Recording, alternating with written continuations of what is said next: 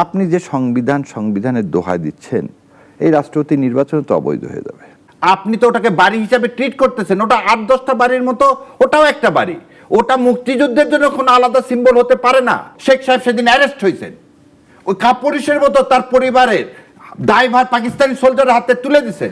বাংলাদেশ জামাত ইসলামের গঠনতন্ত্র অনুযায়ী আমিরে জামাতের কথাই মানে হচ্ছে দলের কথা। এখানে আর তৃতীয় কোনো ব্যক্তি বলে কিছু নাই। 71 সালে 25শে মার্চের পরে এক পাকিস্তান থাকতে চাওয়াটা, এটা ছিল রাজনৈতিক ভুল। স্বাগত জানাচ্ছি বলা না বলা অনুষ্ঠানে। আমাদের অনুষ্ঠানে আজকের অতিথি ব্যারিস্টার শাহরিয়ার কবির। স্বাগত জানাই শাহরিয়ার কবির। আপনি চমৎকার রাজনৈতিক বিশ্লেষণ করেন এবং ইতিহাস পর্যালোচনা করেন। শাহরিয়ার ভাই, আপনার কাছে একটা জিনিস জিজ্ঞেস করি। আমরা এই ইদানিং টেলিভিশনের আমরা যে টকশোগুলো করি, আমরা তো আসলে একটা আলোচনা প্রাণবন্ত করার জন্য পক্ষ বিপক্ষ বা মতাদর্শ, একই মতের আদর্শে দুজন লোক থাকলে তো সেটা আলোচনাটা হয় না। আপনাদের মধ্যে এখন একটা যে অমুক থাকলে অমুকে যাবো না, অমুক থাকলে অমুকের সাথে বসবো না, একটা ছোট করে জিজ্ঞেস করি, এইটা কি আসলে এই শতাব্দীর বাংলাদেশে, নতুন বাংলাদেশে কি এটা কাম্য, নাকি আসলে একে অন্যের মানে মতাদর্শকে আমরা বিশ্বাস বা শুনতে চাই না? কোনটা? ধন্যবাদ আপনাকে। আপনার মাধ্যমে আপনার টিভির সমস্ত দর্শকদের সালাম এবং শুভেচ্ছা। আপনি খুব সুন্দর একটা প্রশ্ন করছেন যে অমুকে গেলে অমুকে আসবো না। এই যে মতের প্রতি যদি শ্রদ্ধাশীল না হই, এখানে আবার একটা জিনিস আছে কি, ধরে নেন টকশো যদি এরকম হয় যে আসছে নদীর রচনা, পড়ে গেছি গরুর রচনা, এখন যে করে হোক গরুকে নদীতে নামাতে হবে। তারপরে এই শুরু করলাম, আমার একটা সুন্দর নদী ছিল, নদীর নাম সুরমা, নদীতে একদিন একটা গরু আসলো, এই গরুর 4 হাত পা ছিল বলে গরুর রচনা লিখে দিয়ে আসলাম, তাহলে সমস্যা। কিন্তু বস্তুনিষ্ঠ আপনি যখন একটা অনুষ্ঠান করেন, সেখান থেকে আপনি কিন্তু কিছু বের করে নিয়ে আসতে চাবেন। প্রতিটা জিনিসের কি যে আমার এক ধরনের ইন্টারপ্রিটেশন থাকবে, আপনার এক ধরনের ইন্টারপ্রিটেশন থাকবে, এবং এখানে জাজমেন্টটা কে করবে? জনগণ করবে। সো যদি আমরা এখানে আমার মতো করে বা আপনার মতো, কেন আমারটা আপনি শুনতেছেন না, আপনারটা আমি কেন সমর্থন করি, তার জন্য তো আর, এর জন্য তো মতে, the beauty of democracy is difference opinion. Definitely. এবং ডিফারেন্স ওপিনিয়ন থেকে মানুষ কি করবে, তার যে মতামত সেটা তৈরি করবে। এখন যে আমি এখন মানে সত্যি কথা অনেক কমায় দিছি, আর যাচ্ছি না একদম টকশোতে। কেন? টকশো কোনো মারামারির জায়গা না। এখানে আমার মতকে এস্টাবলিশ করাতে হবে তা না। আমি যতটুকু জানি তাই দিয়ে আমি বলবো, আপনার কাছ থেকে যেটা জানি না সেটা শিখবো। এখানে আপনি এসে বসেই আমি আপনাকে পার্সোনাল অ্যাটাক করা, অ্যাসাসিনেট করা, তার জন্য তো আমরা সঞ্চালকের দায়িত্ব এটাকে এই জিনিসটা করা। আর একটা জিনিস হচ্ছে কি, এই যে নতুন একটা জিনিস আসছে, যেমন আগে আমি বই পুস্তক সব নিয়ে যেতাম, এখন ইদানিং দেখতেছি যে না, এই ধারে কাছেও কেউ যাচ্ছে না। তাহলে এই ধারে কাছে না যে আমি ওখানে যে কি করব? কারণ আমি আমার কথা তো কোনো সোর্স ছাড়া কেন বলতে যাব? বুঝতে পেরেছি। আমি শুধু একটা কথা জিজ্ঞেস করি, আপনার কি এরকম কোনো কারো ব্যাপারে খুব আপত্তি আছে যে তাদের সাথে বসবেনই না? আমার দিক থেকে এরকম নাই। ধন্যবাদ। আমার দিক থেকে এরকম নাই, ইনশাল্লাহ আমার এরকম কিছু নাই, এবং আমি এগুলোতে বিশ্বাস করি। ধন্যবাদ। আশা করি আমাদের সবার মধ্যেই এই বোধোদয় থাকবে। শাহরিয়ার কবির, 35 বছর পরে রাষ্ট্রপতি নির্বাচন হলো। নির্বাচন যদিও ফলাফল কি তা অনুমেয় ছিল। একবার ছোট করে একটু জিজ্ঞেস করি, কারণ এটা নিয়ে আলোচনা কালকেই হয়েছে, তারপর আপনার মতামত জানতে চাই। বাংলাদেশ জামায়াত ইসলামী তো জানতো যে এই নির্বাচনে আমরা প্রার্থী যতই দেই, যত ভালো মানুষকে দেই, এখানে বাংলাদেশ জাতীয়তাবাদী দল বিএনপি যাকে সমর্থন করবে তারাই নির্বাচিত হবে, কারণ 70 অনুচ্ছেদ বহাল। ঠিক যে এটা কি জামাত ইসলামকে, বিরোধী দলকে শুধু দেখালো যে প্রতীকী বিরোধিতা করার জন্য, নাকি এটা আসলে তারা খুব সিরিয়াস ছিল যে সাংসদরা ব্যক্তি দেখে কর্নেল অলি আহমেদকে ভোট দিবেন? দেখেন, এখানে প্রথম জিনিস হচ্ছে, এটা 3টা অ্যাসপেক্ট আছে। 1 নম্বর অ্যাসপেক্ট হচ্ছে বাংলাদেশ জামাত ইসলাম কিন্তু শপথ নিলেন 2টা শপথ। একটা শপথ নিছেন সংস্কার পরিষদের জন্য, যেটা যে নামে ডাকেন গণপরিষদের জন্য, আর একটা নিছেন আপনি জাতীয় সংসদের সদস্য হিসাবে। আপনি বিশ্বাস করেন আপনি আন্দোলন করতেছেন কোথায়? রাস্তায় এবং সংসদে। কি জন্যে? জুলাই বাস্তবায়নের জন্য। আর আপনার অপর পক্ষ বলতেছে আমরা অক্ষরে অক্ষরে জুলাইকে অনুসরণ করব, এই জুলাই সনদে যা আছে তা বাস্তবায়ন করব। যদি জামাত ইসলাম ধরে নেন, জামাত ইসলাম ইয়াতে গেল না। যেমন এখানে দুইটা জিনিস অতীত অভিজ্ঞতা থেকে দেখেন। বাংলাদেশ জামাতে ইসলাম যখন ডিপটি স্পিকার দিলেন না, তখন তারা কি বললেন? বিএনপি বললেন যে আমরা তো ওনাদেরকে ডিপটি স্পিকার দিতে চাইছি। ট্রু। জামাত ইসলাম বললেন না, যতক্ষণ জুলাই সনদ বাস্তবায়ন না হবে তখন তো আমি একজন ডিপটি স্পিকার নিতে পারি না। যদি ডিপটি স্পিকার নিতেন তাহলে সালাউদ্দিন সাহেব আজকে যে কথাটা বলছেন ঠিক তখনই বলে দিতেন কি ওনার ডিপটি স্পিকার নিয়ে তো ওনার নিজেই জুলাই সনদকে কি করে দিচ্ছেন, বাতিল ঘোষণা করতেছেন। আজকে ধরে নেন জামাত ইসলাম এই ইলেকশনে একটু থামাই, জুলাই সনদে কি এরকম আলোচনা ছিল না যে স্পিকার হবে এক থেকে ডেপুটি স্পিকার হবে? হ্যাঁ, এবং 2 কক্ষ হবে, এবং 2 কক্ষ এই যে ডিপটি স্পিকার হবে সেটা কখন? যখন এই জুলাই সনদটা পাস হয়ে যাবে। আপনি তো এখনো পাস করেননি। সো আফটার দ্যাট যতক্ষণ ইমপ্লিমেন্ট না করতেছেন ততক্ষণ আমি কি ছিটা ফোটা এটা নিয়ে কি করব? এটা না হওয়া পর্যন্ত আপনি এটা নিতে পারি না। আজকে যদি আমরা এখানে না যেতাম তাহলে বিএনপি যে জুলাই সনদকে ওন করতেছে না, আজকে তো এই কথা ছিল না। বিএনপি নিজেই দিছে হচ্ছে 3টা বিষয় ছাড়া সমস্ত এমপিরা ফ্রি। কিসে এটা তাদের কিন্তু কিসেতে আছে, ইশতেহারেও আছে, যে ফরেন পলিসি, সংবিধান সংস্কার আর অর্থ, এই 3টা বাদে সমস্ত এমপি ফ্রিলি কি করতে পারবে, ভোট দান করতে পারবে। ভোটের আগে কি হলো, মাননীয় চিফ হুইপ বলে দিলেন যে কোনো এমপি যদি অন্য কাউকে ভোট দেয় তাহলে কি হবে, তার সংসদ সদস্য পদ থাকবে না। তাহলে এখান থেকে একটা জিনিস কি স্পষ্ট, যে যদি জামাত ইসলাম এইখানে না যেত, কেন এটা তারা সংখ্যাগরিষ্ঠ, তাদের প্রার্থী জিতবে, তাহলে কি আমরা বলতে পারতাম যে আসলে তারা সারা জাতির সাথে যে প্রতারণাটা করতেছেন এটা কি করতে পারতো? সেকেন্ডলি আরেকটু সহজ করে বলি, আপনি যে সংবিধানের দোহাই দিচ্ছেন, এই রাষ্ট্রপতি নির্বাচন তো অবৈধ হয়ে যাবে। কেন বলতেছি, আপনি কিভাবে চপ্পু সাহেবকে সরাইছেন? অভিশংসন করে সরাননি, পদে করছে। বলে দিই আপনাকে, এর আগে এই জিনিসগুলো ইয়াসুদ্দিনকে দিয়ে করাননি। আপনাকে একটা জিনিস বলে দিই, সংবিধান করতেছেন যে নির্বাচনে আজকে এই পার্লামেন্ট, যে নির্বাচনে সংবিধানের আন্ডারে তো এই নির্বাচনই না। আমার প্রশ্নটা হলো, আমি বারবার একটা জিনিস বলতে চাচ্ছি, সেটা হচ্ছে বিএনপি কি বুঝতেছে না যে তাদের নিজেদের যে মসনদ, এটা কিন্তু জামাত বিএনপি বলে কথা না, লেজিটিমেসির কোশ্চিনটা কোনোদিন অ্যারাইজ করলে, যেটা দিয়ে 5th অ্যামেন্ডমেন্টে জিয়াউর রহমানের শাসনকালকে অবৈধ ঘোষণা করলো, আজকে যদি আপনি গণপরিষদ না করে সংবিধান সংস্কার না করেন তাহলে আপনি ইউনূস সাহেবের শাসনামলকে কিভাবে লেজিটিমেসি দিবেন? আর আপনারই বা ভোটকে, গণভোটকে, মানে পার্লামেন্ট ইলেকশনে গণভোট, আপনি কোনোটাকে কি দিতে পারবেন না, লেজিটিমেসি দিতে পারবেন না। তো যে পার্লামেন্টের লেজিটিমেসি নাই, সেই পার্লামেন্টের প্রেসিডেন্ট ইলেকশন কিভাবে লেজিটিমেসি হয়? ওই দেখেন, একটা কানাডা থেকে আমি মাঝে মাঝে বলি, আওয়ামী লীগের চরিত্র কোনদিন পাল্টাবে না, কারণ আওয়ামী লীগ কোনো রাজনৈতিক দল না, রাজনৈতিক মতবাদ না, তারা একটা ধর্মের মতন। কেন?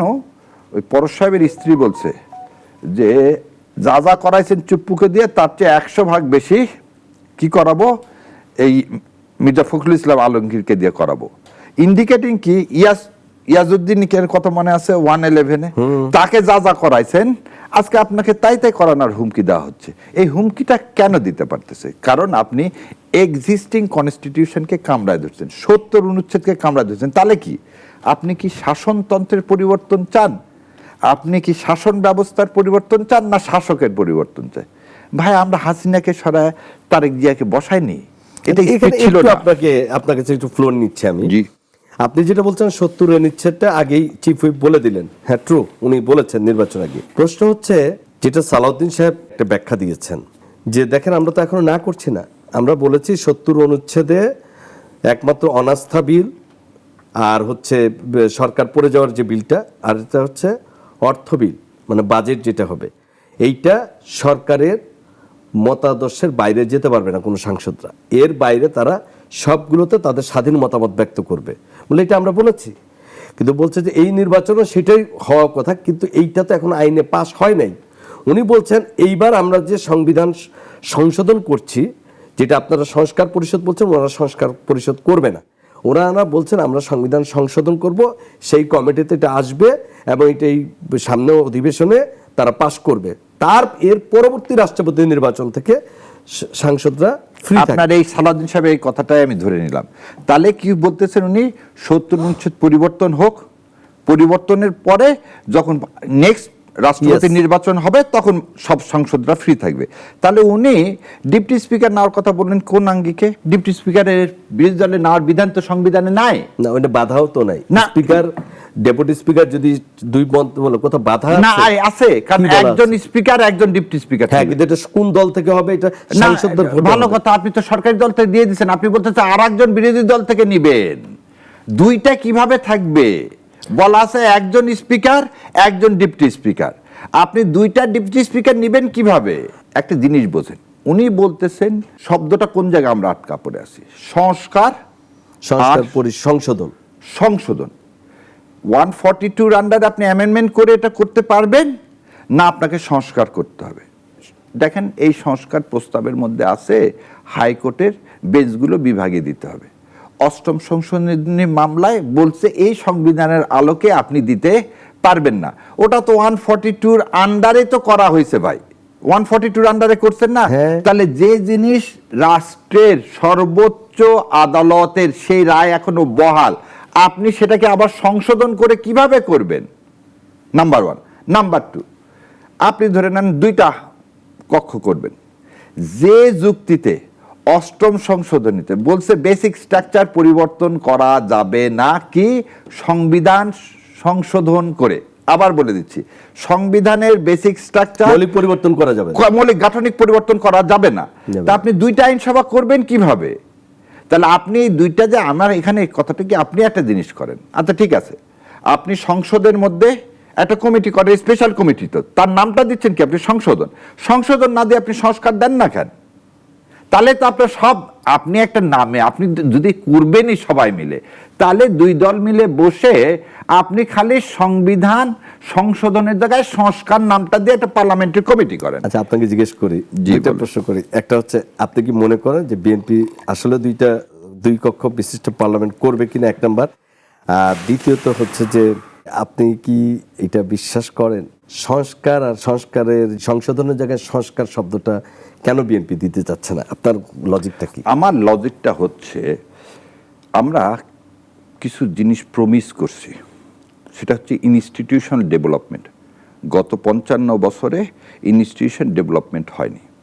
আমার ধারণা বিএনপি এই সংবিধানটাকে আঁকড়ে ধরতে চায়, যে কারণে 2006 সালে যে গন্ডগোল হয়েছিল, তারা তত্ত্বাবধায়ক সরকার ব্যবস্থা নিয়ে যে তাদের অবস্থান পরিবর্তন করে দেশকে 17 বছর অনিশ্চিতের মধ্যে ফেলে দিয়েছেন। আজকেও সেটা হয়ে যাবে। কেন হয়ে যাবে? একটা ছোট্ট উদাহরণ দিই আপনাকে। ওনারা বিএনপি ধরে নেন ইলেকশন কমিশনে একটা অ্যাডিশনাল সেক্রেটারিকে নিয়োগ দিয়েছেন না সেদিন, এটা কি ওনার সংস্কারের মধ্যে আছে? ওনার দলের লোককে কিভাবে ইসিতে দিবে? কারণ ইসি তো একটা কি সম্পূর্ণ স্বাধীন হওয়ার কথা, তাই না? আমি যদি আরো একটা জিনিস বলি, আজকে রাষ্ট্রপতি চুপ্পুকে তারা সরতে দেয়নি এই কারণে যে তারা কাউন্ট করতেছে যে 5 বছর, 6 মাস আগে তাদের 6 মাস আগে কে থাকবে, ইলেকশনটা তার অধীনেই হবে। তাহলে এই একই জিনিস করার জন্য তো তারা প্রধান বিচারপতির বয়স বাড়াইছিল। সবসময় একটা জিনিস এই জন্য মনে রাখি, সংস্কার পরিষদ যেতে চাচ্ছে না। এটাই দিতে চাচ্ছে না। দ্বিতীয় কথা, দুর্নীতি দমন কমিশন, একটা কমিশন যা যা আপনি ওখানে বলছেন তো পুঙ্খানু, আপনি তার ধারে কাছে যাচ্ছেন না।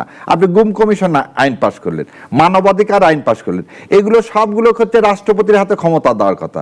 আপনি করলেন কি, সমস্ত ক্ষমতা নিয়ে এসছেন মন্ত্রণালয়ের হাতে। আপনাকে একটা জিনিস বলি, গত 55 বছর বাংলাদেশের রাজনীতিতে আমাদের ভাগ্যের পরিবর্তন রাজনীতিবিদদের হাতে নাই। সবসময় এটা ব্যুরোক্রেটদের হাতে রেখে দিয়েছেন। এই সংবিধানের আলোকে বাজেট কে পাশ করে? ব্যুরোক্রেটরা। কোথায় এডিবি বাস্তবায়িত হবে সেটা কে বাস্তবায়ন করে? ডিসি সাহেবরা। আপনি একটা জায়গায় দেখান তো যে রাজনীতিবিদদের মানে না, কোনো পার্টিসিপেশন তো সিদ্ধান্ত মেকিং এ নাই। কারণ একনেকে যে বিলগুলো পাস হয় সেই বিলগুলো তৈরি করে দিচ্ছেন ওনারা। কারা করবে তাহলে?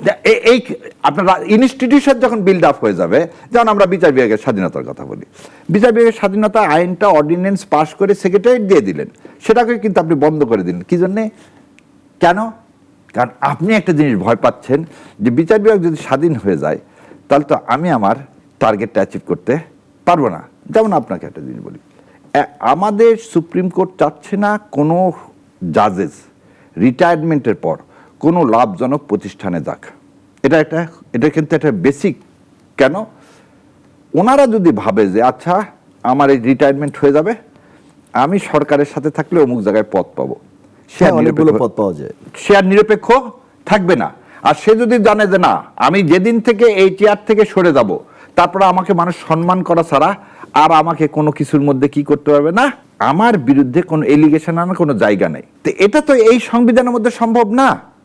আপনি সেজন্যই করতেছেন কি যে না, আমার কথা হলো যে 17 বছরে তারা কি তাদের, যখন আমরা আমি এই প্রস্তাবও দিছি যে চলেন বিরোধী দলের সংবিধানের এক্সপার্টরা এবং আপনারা এক্সপার্টরা নিয়ে একটা জায়গায় বসেন, সুশীল সমাজ নিয়ে একটা জায়গায় বসে, আপনার সুশীল সমাজ না, বদিউল আলম মজুমদারের মতো সবাইকে নিয়ে আমরা যারা এই কাজগুলো করতেছি, যতগুলো মামলা করছি, এই 13 অ্যামেন্ডমেন্ট অ্যাক্ট, এই মামলা চ্যালেঞ্জ করছি আমি, 15 অ্যামেন্ডমেন্টে চ্যালেঞ্জ করছি আমি, যারা আপনি এভিডেন্টলি জানেন যে কোর্টের বারান্দায় মামলা করে যারা এই সংবিধানের বিষয়ে ন্যূনতম একটু অ আ ক খ জ্ঞান আছে, তাদেরকে নিয়ে আপনি বসেন। আপনি তো তা বসতেছেন না। আচ্ছা। আপনি সংবিধানের মধ্যে থাকতেই চাচ্ছেন, কারণ আপনি এই যে আচ্ছা, আমি কাঠামো বুঝতে থেকে পারছি। বেরোতে চাচ্ছেন এখন না। একটু ছোট করে একটু জিজ্ঞেস করি আর একটু, বিএনপি কি দ্বিকক্ষ বিশিষ্ট পার্লামেন্ট আসলে করবে বলে মনে করেন? বিএনপি যে দ্বিকক্ষ বিশিষ্ট পার্লামেন্ট করতে চাচ্ছে, আমার ব্যক্তিগত মতামত আবার বলে দিচ্ছি, বিএনপি দ্বিকক্ষ বিশিষ্ট যে পার্লামেন্ট করতে চাচ্ছে ওটা করার চেয়ে না করাই ভালো। কারণ এই সংখ্যানুপাতিক হারেই করবে তাদের। এটা করা বললাম তো, এই জন্য করার চেয়ে না করাই ভালো। কারণ আমাদের মতো দেশে অযথা একটা আপনি বার্ডেন সৃষ্টি করেন না। আবার আরেকটা জিনিস আমি চিন্তা করতেছি, অল্টারনেটিভ চিন্তা করেন যে বিএনপি একটা তাদের মতো করে একটা সিনেট করে দিল, সামনের সরকার যেই আসুক তার কিন্তু সিনেট একবার হয়ে গেলে সে আইনটা চেঞ্জ করে তার ফাংশনটা চেঞ্জ করতে, শুরুটা যে কোনো জায়গাতে আমাকে করতে হয়। বিএনপি যে শুরুটাই করতে চাচ্ছে না এই কনস্টিটিউশন আঁকড়ায় ধরে, আমার সেখানে কথা যে সংস্কার সাথে আপনি সিনেট করতে পারবেন না। ফেয়ার এনাফ, আপনার পরিষ্কার, আমি বুঝেছি আপনার বক্তব্য। খালি ছোট করে একটু জেনে আমি একটা বিরতিতে যাব, তার আগে আপনার কাছে প্রশ্নটা রাখি। অনেস্টলি বলেন তো, এই বাংলাদেশে 18-20 কোটি মানুষের নানাবিধ সমস্যা, বিশাল ব্যয়, আয় কম, নানাবিধ সমস্যা, আর একটা গণঅভ্যুত্থানের পরে তো যে পরিমাণ, কারণ গণঅভ্যুত্থান একটা ঝড়, লন্ডভন্ড হয়ে গিয়েছিল, তারপরে 18 মাস, তারপরে 6 মাস। এখানে যদি জামাত এবং এনসিপি জোট ক্ষমতায় আসতো, তারা কি আপনি মনে করেন ঠিক আসার পরই সংবিধান সংস্কার পরিষদ করে এই যা যা কমিটমেন্ট তাদের ছিল সব করতো? এনসিপিকে এনেন না, কারণ আজকের এই পরিস্থিতির জন্য আমি এনসিপিকে দায়ী করি। কারণ বাংলাদেশ জামাতে ইসলাম বলছিল সংস্কার করে তারপর নির্বাচন দেওয়া। আবার বলে দিচ্ছি, এটা রাজনৈতিক, এনসিপির আমি বললাম যে এনসিপির এটা রাজনৈতিক তাদের সিদ্ধান্ত, আমি যে সিদ্ধান্তটাকে আমি রং ভাবি। কারণ আপনি যদি ইউনূস সাহেবের আন্ডারে সংবিধানটা সংস্কার করে তারপরে যদি আপনি কি করতে নির্বাচন করে যে ক্ষমতা আসতো, তাহলে কিন্তু আর এই জিনিসগুলো থাকতো না। দ্বিতীয় একটা জিনিস, আপনি বলতেছেন লন্ডভন্ড একটা ইকোনমি, 18 মাসে ইউনূস সাহেব ওই লন্ডভন্ড ইকোনমিটাকে কিন্তু একটা স্টেবিলিটিতে নিয়ে গেল। আপনি একটা জিনিস দেখেন তো, ওই সময় গ্যাসের প্রাইস, কারেন্টের প্রাইস, আজকের যে লোডশেডিং, এগুলো কি সেই সময় ছিল? ছিল না। আপনি কি কোনো লোনের বকেয়া দেওয়া বন্ধ করছিলেন? না।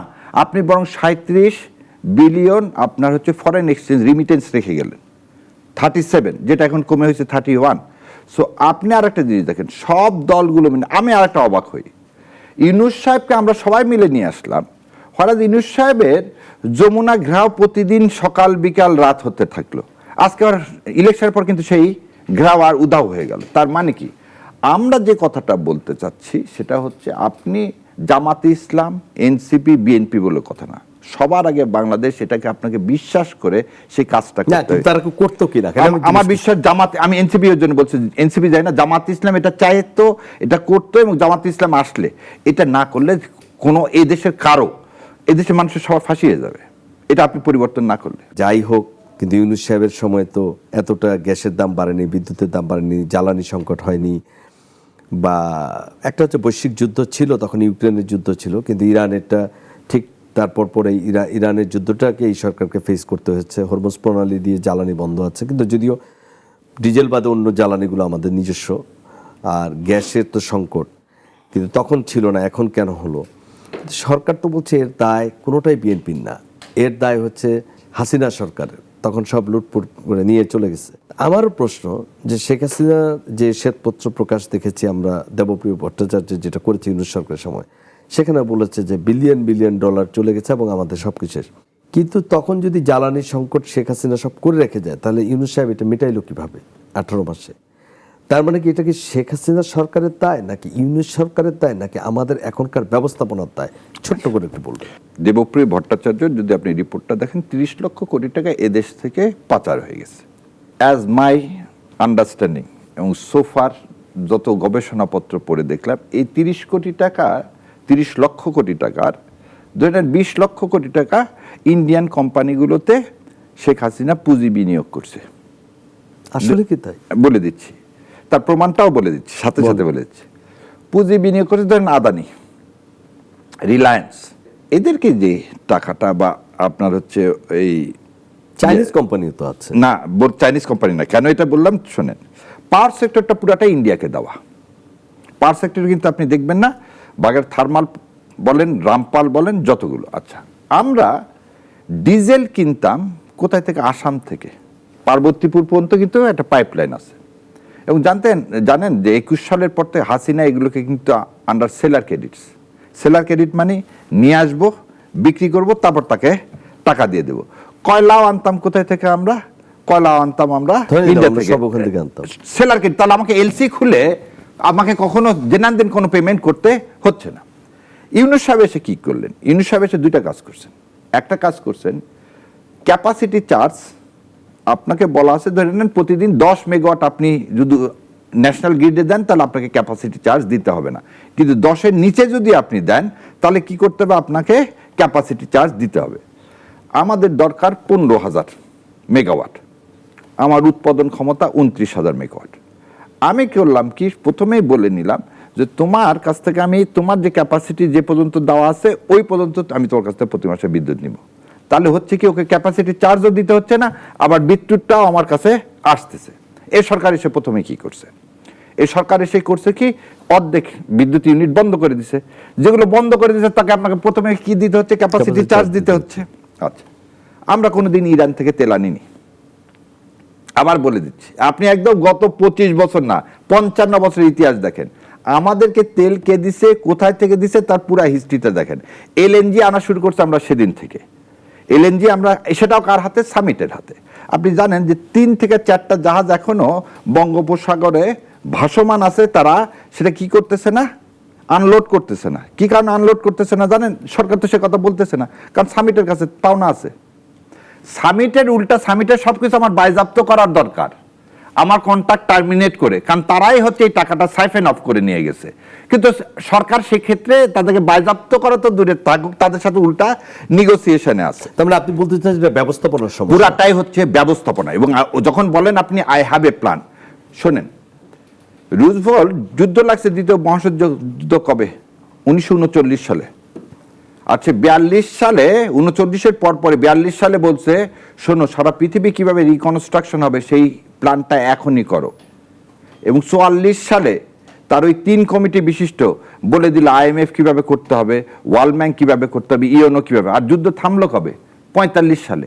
তাহলে আপনি ক্ষমতায় আসছেন, আপনার মা যাকে বিদ্যুৎ মন্ত্রী হিসাবে যোগ্য মনে করেনি, আপনি তাকে পুরা জ্বালানি দিয়ে দিলেন, জ্বালানি মন্ত্রণালয় তার হাতে দিয়ে দিলেন। আর ভাই, সে কি আজ পর্যন্ত আপনাকে বলতে পারছে 6 মাসে, আগামী 6 মাসে বাংলাদেশের জ্বালানি পরিকল্পনা এই? উনি বলে যে না, এইভাবেই চলতে হবে আগামী 2 বছর। এটা কোনো কথা হলো? কিন্তু প্রধানমন্ত্রী তো বিরোধী দলকে বলেছে যে কোনো বাস্তবায়নযোগ্য কোনো পরিকল্পনা থাকে দেন, আমি সেটা। এটা বিরোধী দল তার উত্তর দিয়ে। এবার আপনাকে এই একটু মনে করে দিই, মাননীয় প্রধানমন্ত্রীকে, ইউনূস সাহেবের সময় এই যে নির্বাচনের এত কথা বলেন, ইউনূস সাহেবের সাথে সেনাপ্রধান এবং বিএনপির বিশাল দূরত্ব সৃষ্টি হয়ে গেছিল। জামাতে ইসলাম এসে দেশের স্বার্থে সেই দূরত্ব সংকুচিত করে বলল, না, নির্বাচনের জন্য যা যা করা দরকার করেন আপনারা। এটা ইতিহাস সাক্ষী। তারই পরিপ্রেক্ষিতে কি হলো? নির্বাচন হলো, নির্বাচনও জামাত ইসলাম মেনে নিল। তেলের ক্রাইসিস হলো, জামাত ইসলাম বললো তাড়াতাড়ি করে বসে কি করা যায়। আমি আপনাদেরকে এর আগে বলছি, রাশিয়া থেকে শুরু করে যে এম্বাসি এবং ইরান এম্বাসি পর্যন্ত সমস্ত জায়গায় চিঠি দেওয়া হয়েছিল।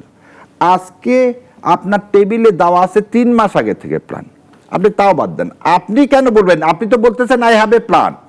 আপনি দেখান যে আপনার প্ল্যানের এই জায়গাগুলো ফেল করতেছে। ভাই, আমি এই প্ল্যান ইমপ্লিমেন্ট করছি, আমার মন্ত্রী এটা ইমপ্লিমেন্ট করছে, এই ইমপ্লিমেন্টের এই জায়গা কাজ করতেছে না। কান্ট্রির মধ্যে যারা যারা আছেন এক্সপার্ট, আপনারা দেন, কি দেন? ওপিনিয়ন দেন। শোনেন, মাহমুদুর রহমান ভাই কি বুয়েটের ইঞ্জিনিয়ার, কেমিক্যাল ইঞ্জিনিয়ার না? তাহলে আপনি যারা এই দেশের যারা এই ইঞ্জিনিয়ারগুলো সারা পৃথিবীতে নেই, আপনি উল্টা দেখেন, আপনাকে একটা উদাহরণ দিই এই ইয়ার কথা। বাঙালি মেট্রো রেল তৈরি করার জন্য সারা পৃথিবীতে বিখ্যাত, তাকে ইউনুস সাহেব নিয়ে এসে মেট্রো রেলে চেয়ারম্যান হিসাবে অ্যাপয়েন্টমেন্ট দিয়েছিলেন। সরকার প্রথমে এসে তাকে সরায় দিয়েছেন। তার মানেটাকে আপনি যা বলতেছেন তাকে করতেছেন, আপনার তো সেই আপনি যা দলীয়করণ করার বাইরে আপনি তো চাচ্ছেনই না, because you don't have a plan. আপনার প্ল্যান থাকলে তো আপনি বলতেন যে ভাই আমি বিদ্যুৎ সেক্টরে এটা করতে চাচ্ছি, এটা ফেল, বলতে পারছেন আপনি? আপনি কেন প্ল্যান চাবেন? If you have a plan, আপনার প্ল্যান আছে, আমার প্ল্যান, দুই প্ল্যান নিয়ে বসেন। আপনার তো প্ল্যান নাই, সেজন্য আপনি কি বলতেছেন আমার কাছে? এই যে ব্লাফ, এই ব্লাফ দিয়ে কতদিন চলা যাবে? আচ্ছা, যদি তাই হয়, আপনি দেখেছেন বেশি শায়রের কবির একটা জরিপ এসেছে, একটা বেসরকারি অর্গানাইজেশন জরিপ করেছে এবং সেই জরিপটি সমস্ত গণমাধ্যমে ফলো করে প্রচার করছে। সরকারের 6 মাসে প্রধানমন্ত্রীর যে কার্যক্রমের উপরে এবং প্রধানমন্ত্রীর আস্থা রেখেছেন এবং খুশি 66 বেশি, আরও একটু প্লাস জনসংখ্যা, এবং সরকারের কাজে মনে করছে সরকার ঠিকভাবে দেশ চলছে সঠিক পথে, সেটা 55+। এবং বিরোধী দলের সাথে সরকারের দলের যে মতপার্থক্য, সেইখানে অনেক পার্থক্য আমরা দেখছি। তা আপনি যেটা বলছেন, এত সাধারণ জনগণ এত মানে জ্বালানির দাম বাড়লো, বিদ্যুতের দাম বাড়লো, কষ্ট হচ্ছে, দ্রব্যমূল্যের দাম বেড়েছে, তারপর তো সরকারের উপরে তাদের আস্থা বেশি। তার মানে তো জরিপ যদি ঠিক থাকে, আমি বলছি অ্যাজ পার জরিপ, তো সেইটাকে আপনারা কি ওন করেন নাকি দুজন করেন? 55 বছরের একটা ন্যায়ের কালচারের মধ্যে আমরা চলে গেছিলাম, যে সরকার যেটাই করবে সবই খারাপ, নতুন সরকার এসে আগের সরকার সব বাদ দিয়ে দিতে হবে। আমার তো মনে হয় যে জরিপ হয়েছে 10,000 লোকের উপর জরিপ হয়েছে, এই জরিপে আমাকে যদি জিজ্ঞাসা করতো, আমি কিন্তু বলতাম যে প্রধানমন্ত্রীর উপর আমি খুশি। আমি আবার বলতেছি, আমাকে যদি জিজ্ঞাসা করতো যে আপনি খুশি কি খুশি না, আমি বলতাম আমি খুবই খুশি। কি কারণে জানেন? কেন? তার ফরেন পলিসি। এই যে ইন্ডিয়ার সাথে চোখে চোখ রেখে বাংলাদেশের ইতিহাসে তারেক রহমান যে কাজটা করতেছেন, ভাই আমি না খেয়ে থাকতে রাজি আছি, তাও আমি কারো কি করব না, দাসত্ব করতে চাই না। এই যে দুটা স্টেটমেন্ট দিছে না সরকার, এবং এইরকম ফরেন মিনিস্ট্রি থেকে এরকম স্টেটমেন্ট আপনি দেখাতে পারবেন না জিয়াউর রহমানের পর, আর শহীদ রাষ্ট্রপতি জিয়াউর রহমানের পরে আর দেখাতে পারবেন না। প্রফেসর ইউনূসের সময় দেয়নি। ইউনূসের সময় তো পুরাপুরি সে তো তার বোল্ড স্টেপ নিয়েছিল, এটা তো পলিটিক্যাল গভর্নমেন্ট, আর উনি তো পলিটিক্যাল গভর্নমেন্ট না। যেমন আজকে আপনি দেখেন ইন্ডিয়া কি বলতেছে, জামাতের প্রেসারে সরকার এটা দিচ্ছে। দেখেন আজকে আপনি দেখছেন কিনা, ইন্ডিয়ান টাইমসে এটা আসছে। তারপরে হচ্ছে এটা পিনাক রঞ্জন বলছেন, এই যে বয়ানটা, তার মানে কি সরকারকে যাই করা হোক সেটার পিছনে জামাত ইসলাম আছে, জামাত ইসলাম বিরোধী দল। তো জামাত ইসলামী যদি সরকারি চালায় আর এই ফরেন পলিসি করে, তার জন্য আলহামদুলিল্লাহ। এবং এই জন্য আমি বললাম আপনাকে, ওই একটা কারণে সব জায়গায় ফেল, বাকি জায়গায় না। আমি তো বলতেছি বাকি জায়গায় সব জায়গায় মিজারেবলি ফেল। আর আপনি লোকের 18 কোটির মধ্যে করছেন তো 10,000 লোকের, আর ওই 10,000 লোক, সেটা কি আপনার লোক না আমার লোক আমি জানি না। তবে আমি বলতেছি, আমার কাছে আসে জিজ্ঞাসা করলে আমি বলবো সব কিছুর উপর সুপারসিড করে, কারণ আপনি রিকনস্ট্রাকশন হতে সময় লাগবে। একটা জিনিস বলেন তো শাহরির ভাই, এটা আমি মাঝে মধ্যে, আমরা অনেকগুলো বিষয়ে ভারতের অনেক ইস্যুতে আমরা নিজেরাও, মানে আমি যদি ব্যক্তিগতভাবে বলি, যে নাগরিক, একটা দেশের নাগরিক, আমার প্রতিবেশী, যে কথাটা বলা হয় এটা তো সত্য, আমি বন্ধু পরিবর্তন করতে পারবো, প্রতিবেশী পরিবর্তন করতে পারবো, এটা আমার বেলায় যেটা, ভারতের বেলাও সেটা, তাই না? এবং সেকেন্ড ওয়ার্ল্ড ওয়ারের সময়ও আমরা একই ভূখণ্ডের ছিলাম, আমাদের 47-এর পরে আমরা ভাগ হয়েছে। কিন্তু ধরেন যে এই কাছাকাছি কালচার, আমাদের ওয়েদার সব কাছাকাছি, তাই না? সীমানা ভাগ করতে হয়, আমাদের নদী ভাগ করতে হয়। কিন্তু আমি তো যখন ভারতের বিরোধী, আমরা অনেক ধরনের বিষয়ে আমরা খুব একাট্টা থাকি বা ভারতের বিরোধী, কিন্তু ধরেন ভারতীয় খাদ্য, ভারতীয় পণ্য, এবং এই যে এখন একটা ডামাডোল চলছে ভারতে যাওয়া না যাওয়া নিয়ে, একটা কথার পিঠে কথা চলছে, দুই দেশের গণমাধ্যমের মানে এক এক ধরনের এক এক রকম কথাবার্তা চলছে, কিন্তু তার মধ্যেও আমরা ভারতের থেকেই ডিজেল চাইতে হচ্ছে। আমি চাইলেই রাশিয়া থেকে এখন ডিজেল কিনতে পারছি না, বিকজ অফ আমেরিকান চুক্তি।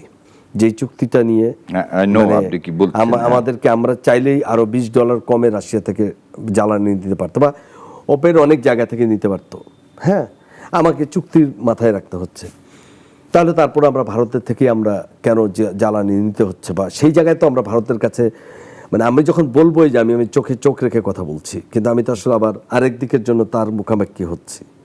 এইটা একটা জানতে চাই। আরেকটা বিষয় জানতে চাই, প্রধানমন্ত্রীর সফরটা নিয়ে আসলে কি হয়েছে? এনসিপি প্রধান বললেন তারেক রহমানকে আমরা কোনোভাবেই যেতে দিব না ভারতে, বা বলছেন মানে যে তিনি ভারতে যেতে পারবেন না যতক্ষণ শেখ হাসিনার প্রত্যর্পণ না হবে বা হাদির হত্যাকারী না হবে। সরকার আসলে কি করছে, বা সরকার কি যাবে বা যাবে না, কি মনে হয়? এক ইসরায়েলি যথেষ্ট পুরো মিডল ইস্টটাকে লন্ডভন্ড করে দেওয়ার জন্য। ইসরায়েলকে কি চেঞ্জ করা যাবে? প্রতিবেশী চেঞ্জ করা যাবে? যাবে না। ইসরায়েল এখন হাত বাড়াইছে কার দিকে? মিশরের, ইজিপ্টের। না, সিরিয়া তো নিচ্ছে, এখন ইজিপ্টের যে সুয়েজ ক্যানেল আছে সেটা নেওয়ার জন্য এখন পরিপূর্ণ প্ল্যান করতেছে। কঠিন আর কি। আপনি একটা জিনিস চিন্তা, লেবানন থেকে শুরু করে সবাই, পৃথিবীর কেউ কি বলবে না ভাই ইসরায়েল তোমার এগুলো করতেছে, ইসরায়েল এগুলো মেনে নাও? এটা সম্ভব না।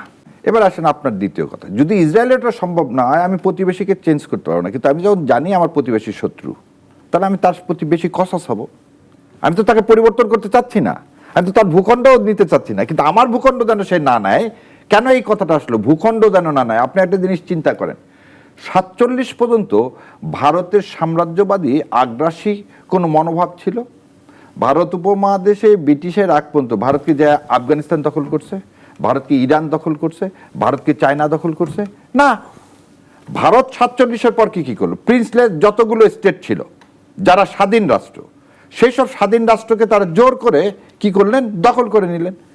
এবং 74 সালে সিকিমের দখল করে নিলেন। আজও তারা দখলের মানসিকতা কি তাদের মধ্যে আছে। তারা যখন তখন হুমকি দেয় কি আমার রংপুরকে বিচ্ছিন্ন করে নেবে। এটা কিন্তু ভারত সরকার বলে নেই। আমি বলে দিই আপনাকে একটা জিনিস বলি, ভারত সরকার বলেন না। আপনি আমাকে বলেন তো যে এই বার্মায় যে আরাকান আর্মিকে যে আর্মসগুলো দিচ্ছে, এরা কারা, কে দিচ্ছে? আমেরিকা ইন্ডিয়ার মাধ্যমে দেওয়াচ্ছে। চায়না তো দিচ্ছে না, বাংলাদেশ দিচ্ছে না। তো আরাকান আর্মি যে পুরাটা সাপ্লাই দিয়ে সেখানে একটা খ্রিস্টান হিন্দু একটা রাষ্ট্র তৈরির এই বয়ানটা কার? আমার হিল ট্যাক্স কেটে নিয়ে যায়, এটা তো ইন্ডিয়ার। এখন যদি তাই হয়, আপনার কাছে এখন আসি, তেল আসামে 2024 সালে হচ্ছে রিফাইনারি করলো, 2024 সালে ভারত। আসামের তেলটা লরি দিয়ে টেনে নিয়ে কোনোদিন কোথাও পৃথিবীতে দিতে পারবেন? লরি দিয়ে বা তার ওখান থেকে আসাম থেকে পাইপলাইন দিয়ে কোথায় নিয়ে যাবেন বলেন তো ভাই?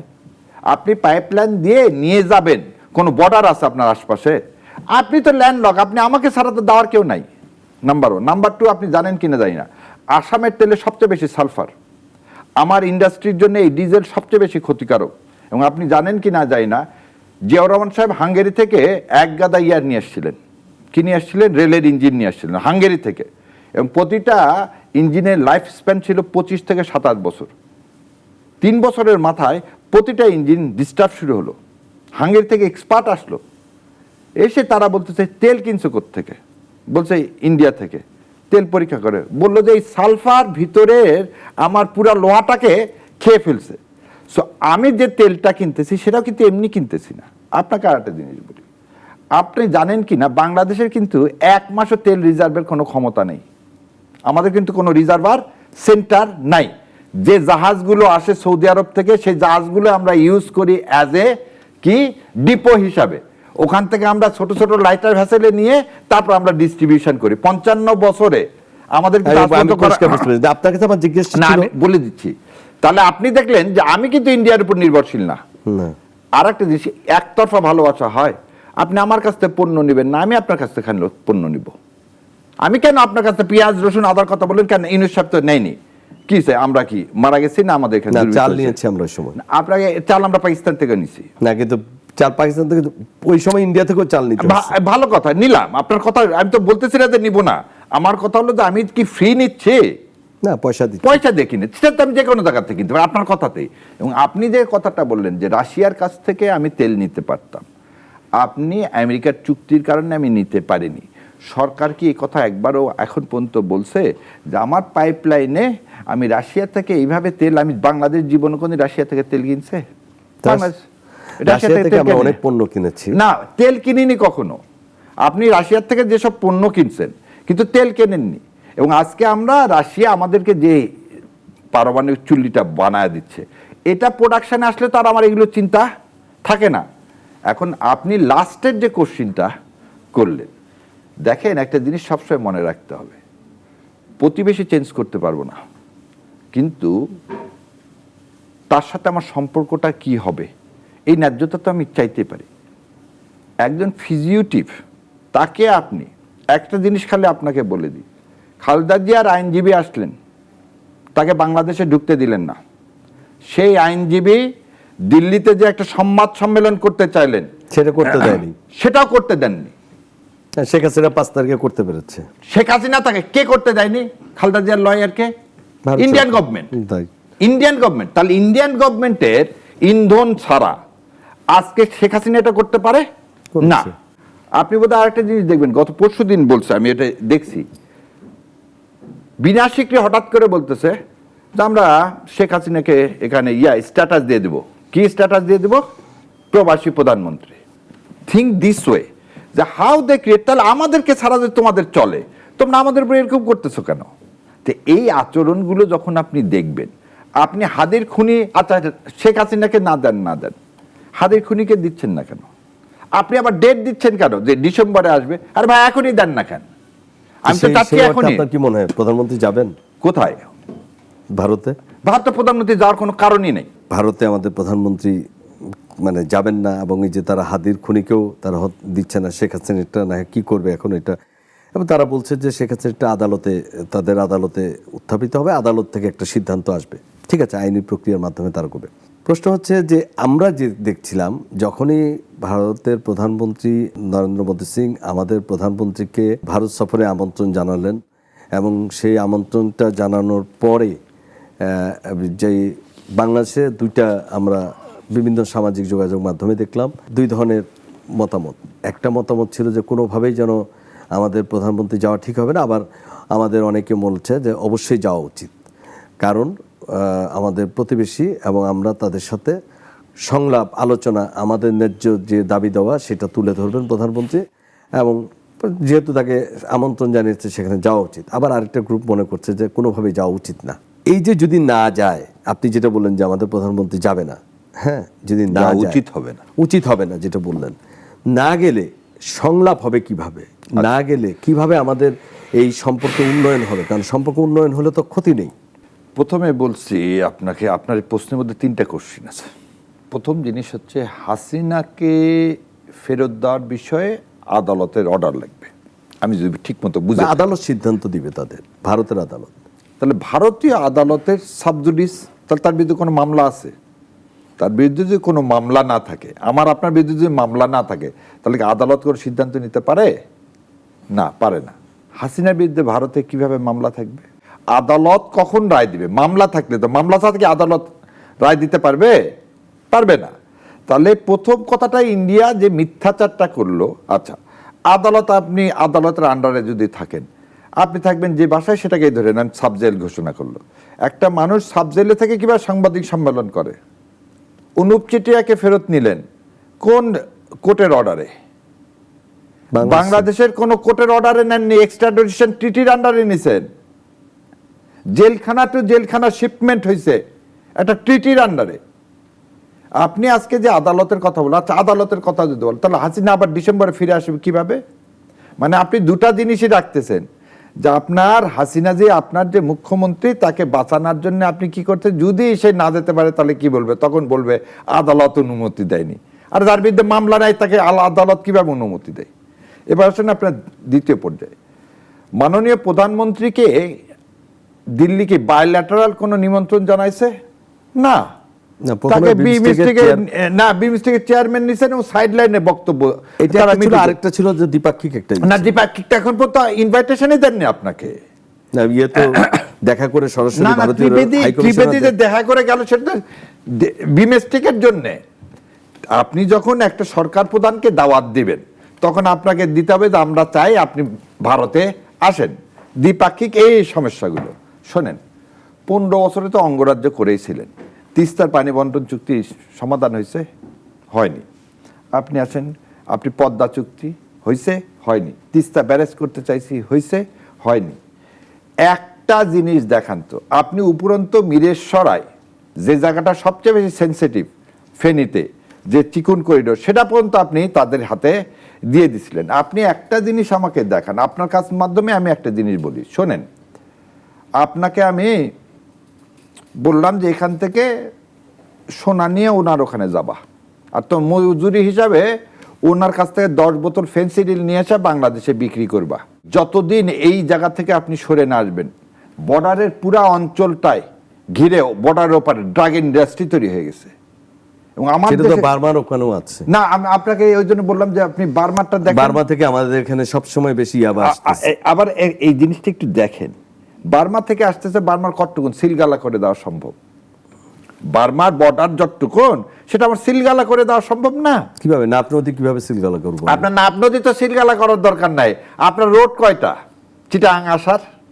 আসার রোড হচ্ছে টেকনাফ থেকে কক্সবাজার হয়ে। আর তো কোনো রোড নাই। না। নাই তো। নাই। আপনি এখন আমাকে বলেন, আর আমি পুরা বাংলাদেশ ঘিরে আছে কি? 3 দিকে আছে ভারত। ভারত। এবং আমার এখানে যে কথাটা আপনাকে বললাম, আমি জানি কিনা একজন না কাছ থেকে একটা সাক্ষাৎকার নেওয়া হয়েছিল যে বাংলাদেশের মধ্যে দিয়ে শোনা যে চোরাচালান হয় ইন্ডিয়াতে, এই চোরাচালান তোরা করে দিয়ে যাস, তোদের টাকা দেয় কি? আমাদের টাকা দেয় ওই যে ওই জিনিস দেয় নিয়ে আসা দেশে বিক্রি করা। তা আমি আপনাকে একটা জিনিস বললাম একটু আগে প্রথমেই, একতরফা প্রেম হতে পারে ভাই, কিন্তু তাতে কোনোদিন সংসার হবে না। আচ্ছা, কি হবে না? আমি আপনার এবং আপনাকে যে কথাটা বলি, আমরা আত্মমর্যাদা চাইছি, আমরা গোলামি দাসত্ব চাইনি। ভারত সবসময় যে গোলামির কথা বলে আসতেছে, আমাদেরকে গোলাম করে রাখছে, যেটা 71 সাল থেকে, 71 সালের 16ই ডিসেম্বর থেকে আমরা যে গোলাম হয়ে থাকলাম, তার এই গোলামির জিঞ্জিরটা আমরা ভাঙতে চাই। এই জন্যে সংস্কার। একটা বিষয় হচ্ছে যে আল্লামা সাইদি সাহেবের একটা বক্তব্য আমি আপনার সাথে একটু শেয়ার করতে চাই। আমি একটু এই অনুষ্ঠানের মাধ্যমে আমি আপনার কাছে বুঝতে চাই যে আসলে বলেন জিনিসটা কি ছিল।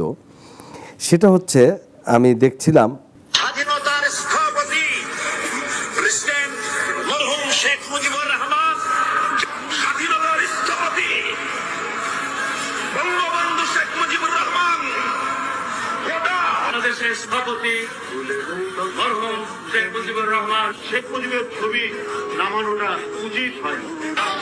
এখন অনেকজন আর দেখলাম। আমি এখানে একটা জিনিস বলছি, এখানে জি। কথা বলছিলেন আল্লামা দেলোয়ার হোসেন সাইদি, মাওলানা মতিউর রহমান নিজামী কথা বলছিলেন, একই সাথে মানে মামুনুল যারা হক বোধহয় ছিলেন, তারপরে যারা হচ্ছে আপনার বিএনপির কথা ছিলেন। বলছেন।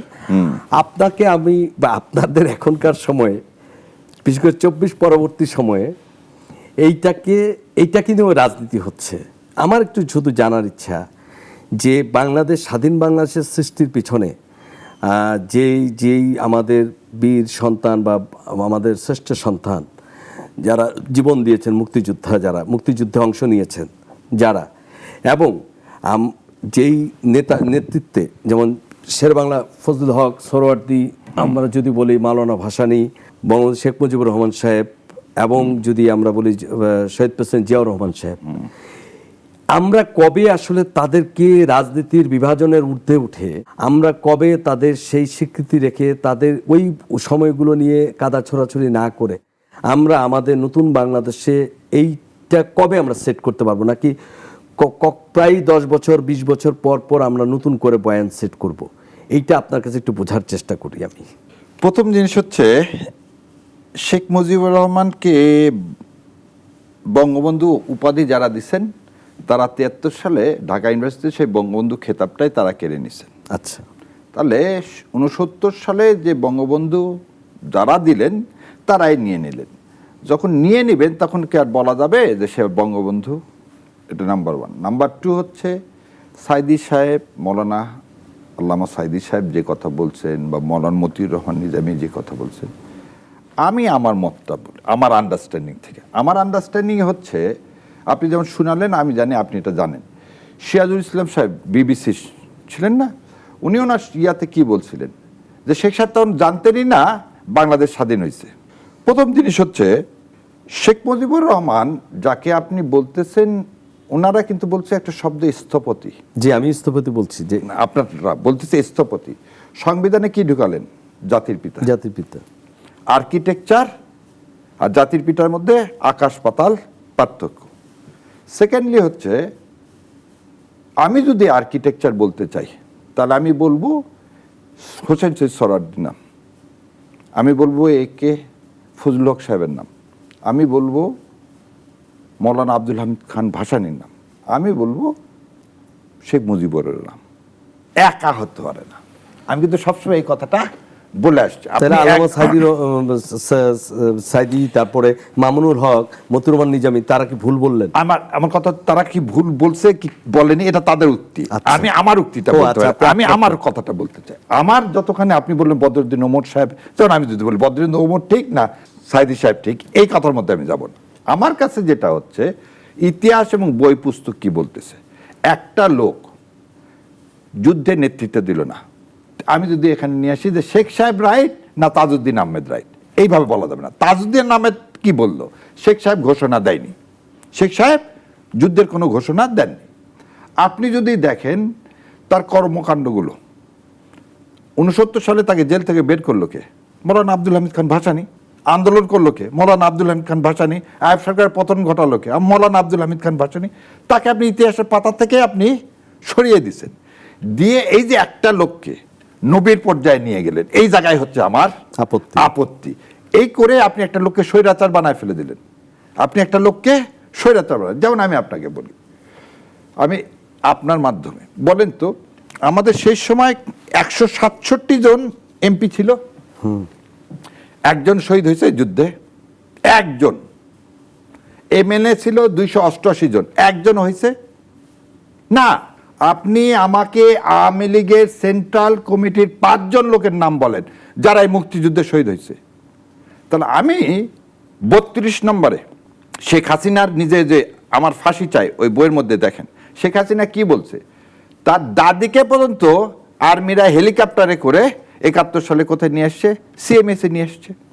তাহলে রেন্টুর যদি এই কথা ঠিক হয়ে থাকে, রেন্টুর যদি এই কথা ঠিক হয়ে থাকে, জয়ের জন্ম হয়েছে সিএমএসে, পুরা এই যুদ্ধকালীন সময় উনি আবার উদাহরণটা দিচ্ছে কি, পাকিস্তান আর্মি বাংলাদেশ আর্মির চেয়ে অনেক ভালো ছিল এই শেখ হাসিনা। তাহলে শেখ মুজিবুর রহমান যদি যুদ্ধ না করে থাকেন, আপনাকে একটা জিনিস মনে রাখতে হবে, শেখ মুজিবুর রহমানকে যে আওয়ামী লীগের নেতা বা তার 7ই মার্চের ভাষণের কোনো মূল্য ছিল না, সেই স্বাধীনতা সংগ্রামের সময় সেই 70 সালে মানুষ তাকে ভোট দিছে, এগুলো অস্বীকার করার কোনো উপায় আছে কি? না। কিন্তু আপনি কেন ওই পার্টটাকে কেন রাখতেছেন আর বাকি পার্টটাকে? 46 সালে স্বাধীন বাংলা আন্দোলনের ডাক দিছে কে? হোসেন শহীদ সোহরাওয়ার্দী।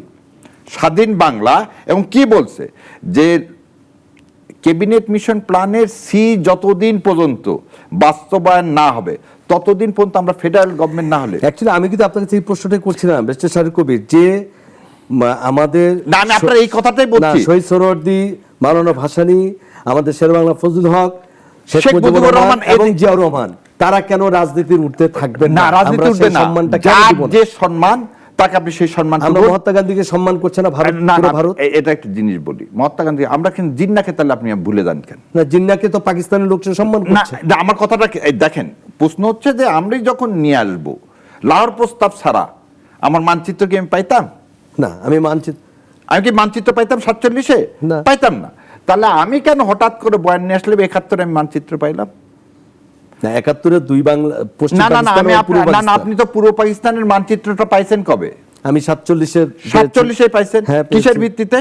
আমি লাহোর প্রস্তাবের লাহোর ভিত্তিতে। প্রস্তাবের ভিত্তিতে। আচ্ছা, এখন যদি আমি বলি যে এই 47-এ আমার যে ভূখণ্ডটা আমি পেলাম, আমার তার টুকুন ভূখণ্ড পাওয়ার কথা না, কারণ 1905 সালে তো ধর্মের ভিত্তিতে ঠিক হয়ে গেল আমি কতখানি বাংলা হব। আপনি আমাকে যেটা আপনি 47 সালে আমরা ঠিক হয়ে গেল ক্যাবিনেট মিশন প্ল্যানে যে গ অঞ্চলটা কতখানি হবে, সেটাকে আপনি গান্ধী এবং নেহরু কাটছাট করলেন কিভাবে? আপনি একটা জিনিস দেখেন, সোহরাওয়ার্দীকে আপনি মুসলিম লীগে রাখেননি। সোহরাওয়ার্দী কম দুঃখে 48 সালের পরে, মানে 47-এর পর 48 সালে আমি মুসলিম লীগ করলো কেন? কারণ আপনি তো বাঙালির কথা শুনতে চাননি। বঙ্গভঙ্গ রদ করে যে 11 সালের পরে 1912 সালে যখন এই কলকাতা থেকে রাজধানী দিল্লিতে চলে গেল, তখন খালি দিল্লিতে রাজনীতি চলে যায়নি, প্রশাসনিকভাবে, রাজনৈতিকভাবে, কালচারালগতভাবে এই বাংলাকে হত্যা করা হয়েছে। এই বাংলাকে এই দায় কার? এই দায় পুরোপুরি গান্ধী এবং নেহরুর। হ্যাঁ, এই যে আপনি যে বললেন যে গান্ধীকে তারা সম্মান দিচ্ছে, না, না, গান্ধী তারা দিচ্ছে, আমি না, বলছি না, যে না, আমরা আমি আপনাকে বলি না ইতিহাসটা কি, এবং তখন গান্ধী নেহরু নেতা না, কি? আরো এখানে আমি খালি এর জন্য শাহরিয়ার কবির জিন্নাও জিজ্ঞেস দায়ী। করছি, 47-এ না, এর জন্য জিন্নাও দায়ী। হ্যাঁ, আমি এই সেটা এই যে বলছি। কথাগুলো আমরা বলতেছি, কিন্তু আজকে 72 71 পর্যন্ত 71 শেখ মুজিবুর রহমান এটা চায়নি কত। শেখ মুজিব এই যে স্যারেন্ডার করে 7 দফা চুক্তি এবং 25 দফা চুক্তি করে আমার মূল বাংলার ভূখণ্ডকে সে হাতছাড়া করে দিল, সেটা চাইলো না কেন? আজ পর্যন্ত আপনার অঙ্গ মানে দহগ্রাম অঙ্গর প্রথা কেন এক্সচেঞ্জ হলো না? বেলুবাড়ি আপনি বেলুবাড়ি ছিটমহল যখন চেঞ্জ হলো, ছিটমহল হওয়ার পরে তো এই সমাধান অনেকটা কেমন হয়েছে। করে হলো? আপনি তো একতরফা দিয়ে দিলেন বেলুবাড়ি সবকিছু। আমিও তো পেলাম না, আপনি কিছু পাননি। আপনি ভূখণ্ড কতখানি, এই যে ইতিহাসে যে এই যে আমরা বলি না আমাদেরকে যে আমরা ছিটমহল যে চুক্তিটা না, দেখেছি, আপনি এইখানে হচ্ছে কথা। আচ্ছা আপনাকে যদি বলি 96 সালে আপনি যে চুক্তি করলেন, গঙ্গা চুক্তি করলেন না? হ্যাঁ। আজ পর্যন্ত 96 সালে সেদিন থেকে আজ পর্যন্ত আপনাকে চ্যালেঞ্জ দিই না, সারা বাংলাদেশের মানুষ দেখুক একদিনের জন্য ওই চুক্তির সমপরিমাণ আপনি পানি পাইছেন কিনা একদিন। তাহলে 2001 ক্ষমতায় যখন আসলেন আপনার জামাত ইসলামের জোট ছিল, তারা বললো না কেন? এই যে আপনি বললেন যে এই যে এই কথাটা বললেন জোট ছিল, আজকে যদি আমি বলি যে আদানির সাথে পাওয়ার প্ল্যান্ট চুক্তি বাতিল হচ্ছে না কেন? কেন হচ্ছে না? সামিটের সাথে পাওয়ার প্ল্যান্ট চুক্তি বলেন বাতিল- কেন হচ্ছে না? এই যে কথাগুলো বলি না আমরা কি করি? একটু আগে আপনি বললেন না যে ইন্ডিয়ার সাথে সবসময় আমরা কি চাইছি? আমরা কি ফারাক্কাবাদকে উড়াই দিতে পারছি? পারি। ফারাক্কা আমার মরণবাদ, যেটা পুরো নর্থ বেঙ্গলকে ডেজার্ট করে ফেলে দিছে। ইন্টারন্যাশনাল আইনে আছে কোন ইন্টারন্যাশনাল রিভারের উপরে তুমি কি দিতে পারবা না, বাদ দেওয়া বাদ যাবে দিতে পারবা না। সে বাদ দিছে। আইয়ুব খান কি বলছিল যে আমি ইয়া দিয়ে উড়াই দেব। সেই ফারাক্কাবাদ চালু করলেন কবে আপনি? 75 সালে। 75 সালে তো চালু করলেন। আমরা কি পারছি যে ভারতকে হুমকি দিতে যে আমরা মিসাইল দিয়ে উড়াই দেব? যেটা পাকিস্তান সেই এখন সক্ষমতা কি আছে না, আমাদের? এই আপনার উত্তরটা এখানে।